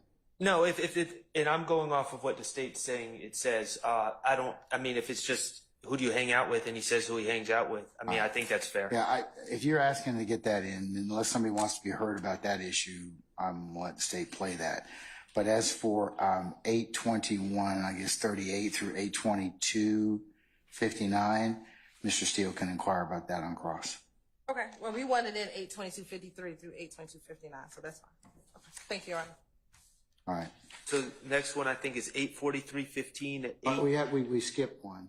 The 838, is it 36 or is it 29? I believe the correct timestamp is 8:36 to 8:44. But it's the reference to Shannon being to Mr. Stillwell's criminal history? Yes, sir. So that we're going to exclude that, right? Yes. Okay, all right, that's excluded. Okay, the next time period we got to discuss is what? 843.15 to 844.01. 843.15 to 844.01. And The state doesn't have any dispute to that. So that can be, so that excluded? Yes, but we want to be clear. The state will stop playing after. I think the question is, where is Duke?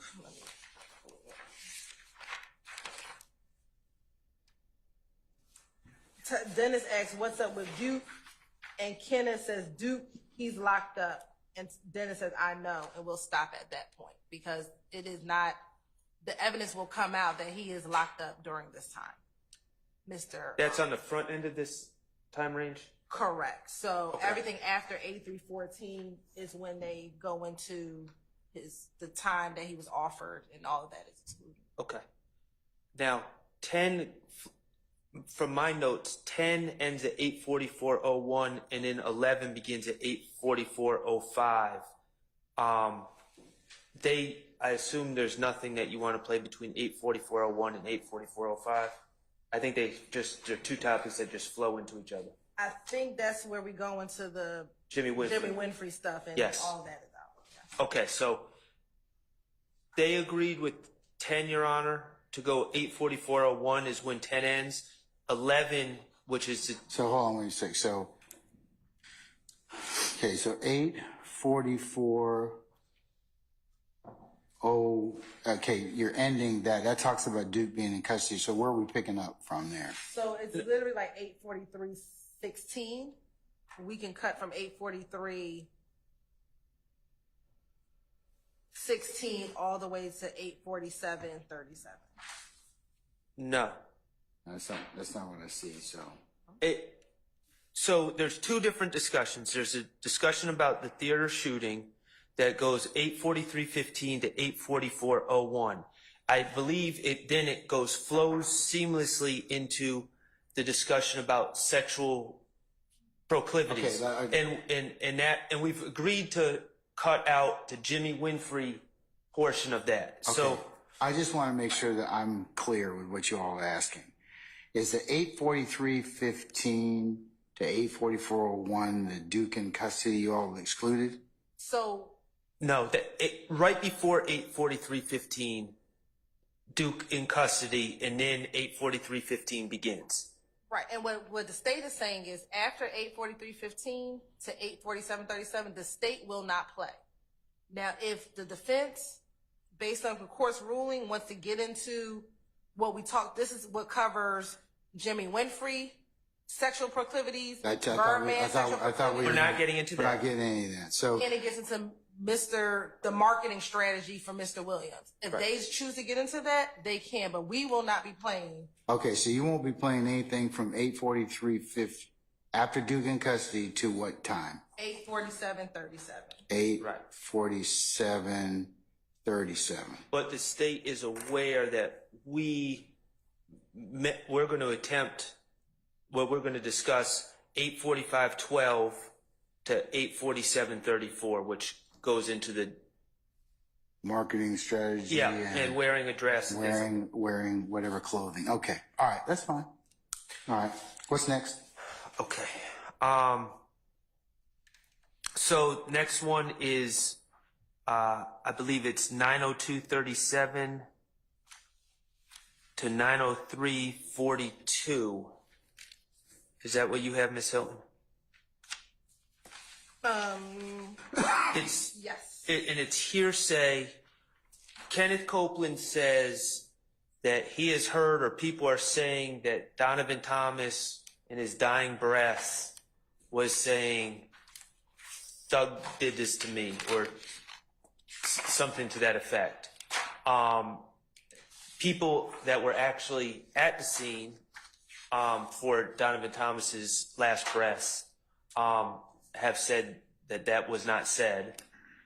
Sammy Davis took the stand and talked about what had happened there, and that's just street rumor being put out there by Kenneth Copeland.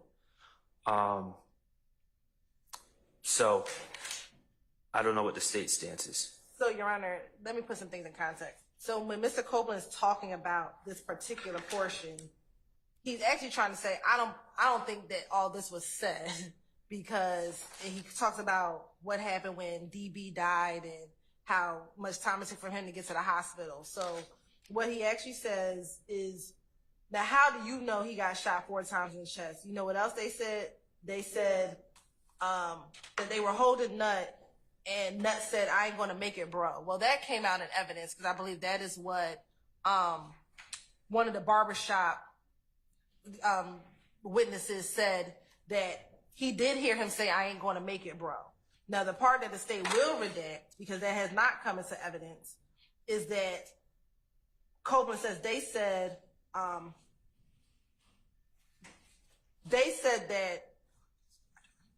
that Nut said Thug ass had something to do with it. We will exclude that portion because we don't believe that that has come into evidence. Then that is from 903:14 to 903:21.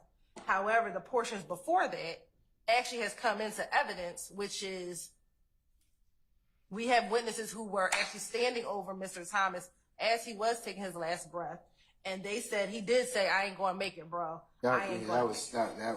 That was already been in evidence. That's been I think that, who was it, Mr. It was one of the barbershop, I think it was Mr. Wise. Mr. Wise? I believe it was Mr. Wise who said it. He was the one who came out of Mr. George's barbershop. Yes, it was Mr. Wise who said it.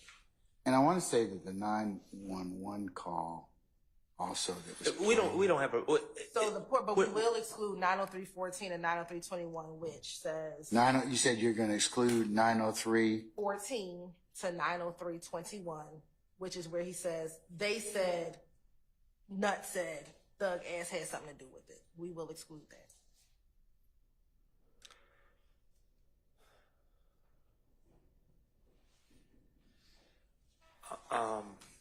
So I'll exclude.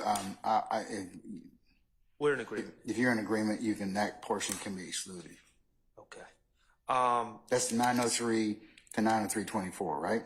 Right. Okay. 21. Did we cover already the 902:37 to 903:42? I think the timestamps might be off. I believe that the portion that What does that Vince pertain wanted to? to get out was the Thug did it part.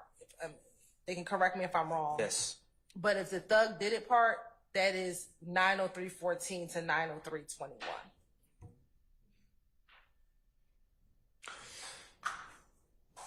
All right, so y'all going to exclude that? Yes. Okay. All right. Okay, what's next, Mr. Sharp? 9:10:33 to 9:11:33, which was the discussion about the Waffle House and the fight with the quote unquote drag queens, Okay, all right. and which I think we've already dealt with, correct? Yes, All that's right, out. so that's coming out. 9/16/14 to 9/17, I believe it's 11. There's discussion about Shannon, about rumors that someone thought that Shannon had set them up, or Mr. Stillwell had set them up. It's not in dispute. We won't. Okay. So it was just So bad 9/16/14 to 9/17, that's excluded. Do you agree with that, the timing that I'm giving on that? We might just need to look at it, but I think a part of it is about this whole car and Miss Mary. Right. Oh, We can just get the timestamps together, but it's included in that is they're asking about a lady named Mary, I think, that rents cars, and they were saying how she gave one to Shannon and the police got it. I think it's 9/16/27 where it says, I doubt if Shannon does, because Shannon got caught in something before he was locked up.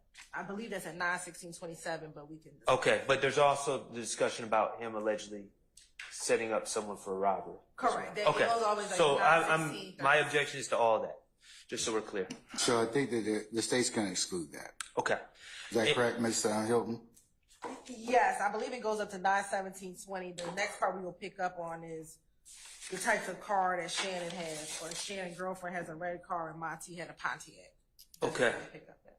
And number 19 kind of piggybacks on that. And now this is the same person who heard target on their heads when it was turbans on their heads. So I may have heard this wrong, but to me it sounds like on It's turbans. That we right. No, that was a different tape, but I'm just saying sometimes my hearing isn't the best.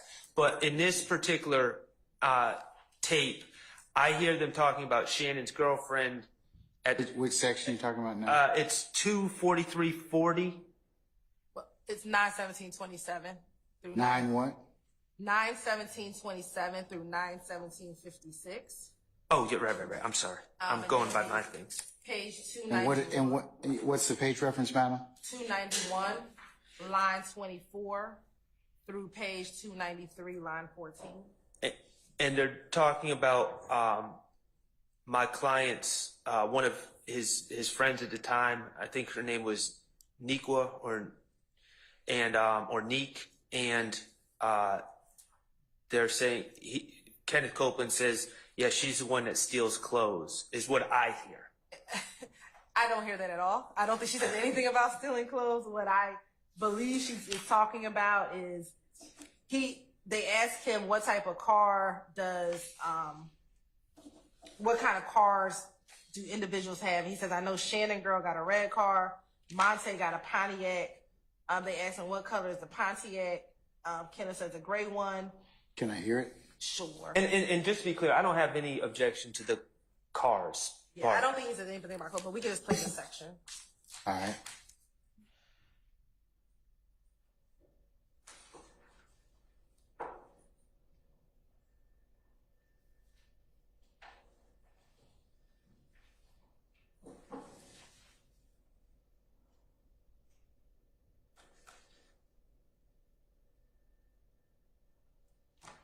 Yeah, I just got caught up in just time for me to shine, constantly bullshit, man. No, sure. I know Shannon girl got a red car. Monte got a Pontiac. Nico, what color Pontiac Monte got? A gray. Nico got she got a black Impala. Who got a black Impala? Nico, Shannon girl, like one of the girls Shannon messed with. What's her name? Nico. She still clothes. Nico? Nico. She related to the boy. She sells clothes. Oh. Play that one more time. She related to the boy. I think she says she sells She still clothes. clothes. Nico. She related to the boy. Oh. Man, how y'all hang around boy and everybody say boy this? Shit, what would do that? So it's really nothing. He's funny than the boy funny as hell. I don't know what he says. You get the back five. No, can you play it Sure. But just that section, just that little part. But I think. Boy, and everybody say boy snitch. Oh, y'all funny to me. Y'all too old for this shit. I just got caught up in the time for me to shine because of this bullshit, man. Sure. I know Shannon girl got a red car. Monte got a Pontiac. Nico, what color Pontiac Monte got? A gray. Nico goddamn, she got a black Impala. Who got a black Impala? Nico, Shannon girl, like one of the girls Shannon Mitchell with. What's her name? Nico. She's still close. Nico? Nico. She related to boy. Oh. Yeah, how y'all hang around boy and everybody say boys? So we can cut out that part. Okay. I gotta see what the timestamp is, but we can cut out that sentence. All right.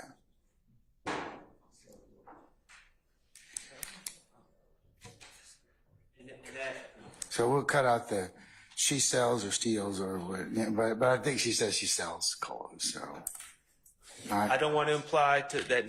No. So So I think it sells, but okay. Do you hear, Chris? It's okay.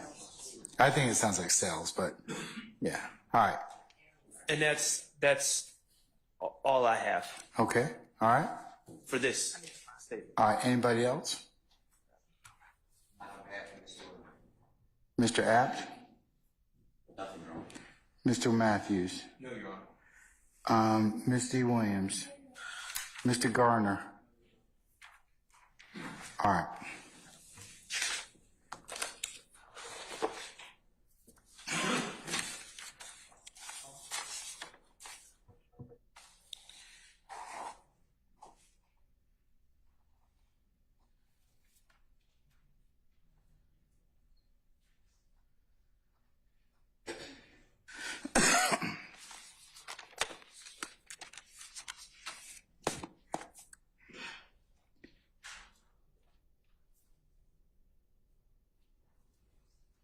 All right, folks, let's take 5 minutes to take a comfort break and come back and talk about the other interviews, okay?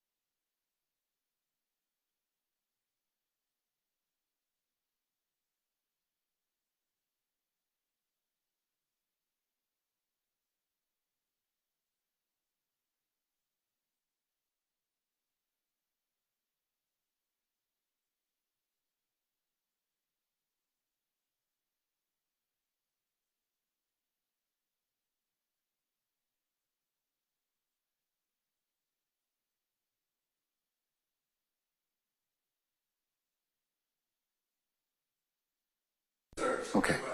All right.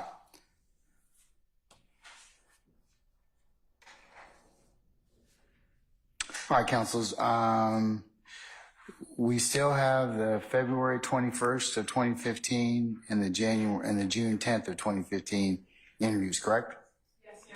Okay. All right. So, how long is you said the February 21st is 3 hours?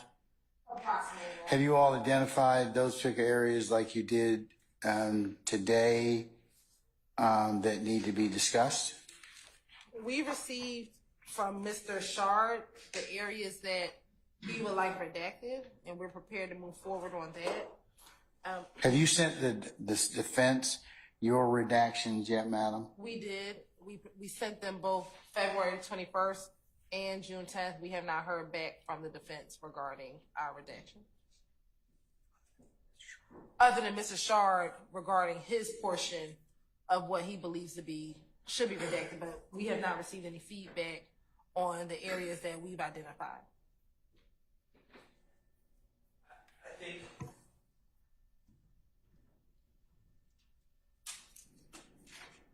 I believe that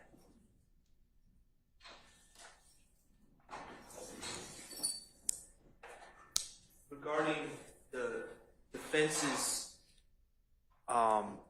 response to the state's proposed redactions, I don't know if it's unanimous, and so I've shared my thoughts with the state. I believe that other counsel, in a similar way, a lot of what the state is seeking to redact goes into investigations and the way investigations were conducted, and Mr. Copeland's talking about other alleged crimes as well. There's certain things on the tape that show the type of police work that was done, and I believe the inherent unreliability of what Mr. Copeland says based on what is on those tapes. So I think that's going to be the general view from the defense about the redactions that the state is seeking. I will, in all candor to the court, some of the excerpts involve a detective, I believe her name is Lewis, is that correct? Yeah. Detective Lewis, regarding a murder involving, or alleged murder involving an alleged suspect that goes by CJ. I don't know how that case was resolved, but Mr. Copeland is asked about that. He's also asked repeatedly about the February 20th shooting by investigator Gaither, and he's shown photo lineups, and I think the defense wants to get into some of the police tactics that were used in that, in the questioning of Mr. Copeland about that.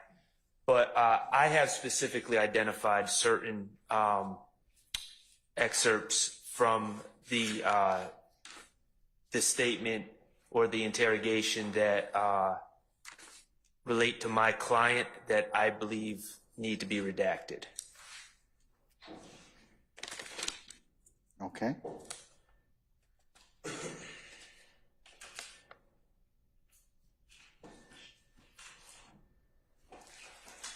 Mr. Steele, are you similarly, or Mr. Adams, are you similarly situated? I'm going to ask each counsel that. We've elaborated and Sharp sent all of our information to the state. Okay.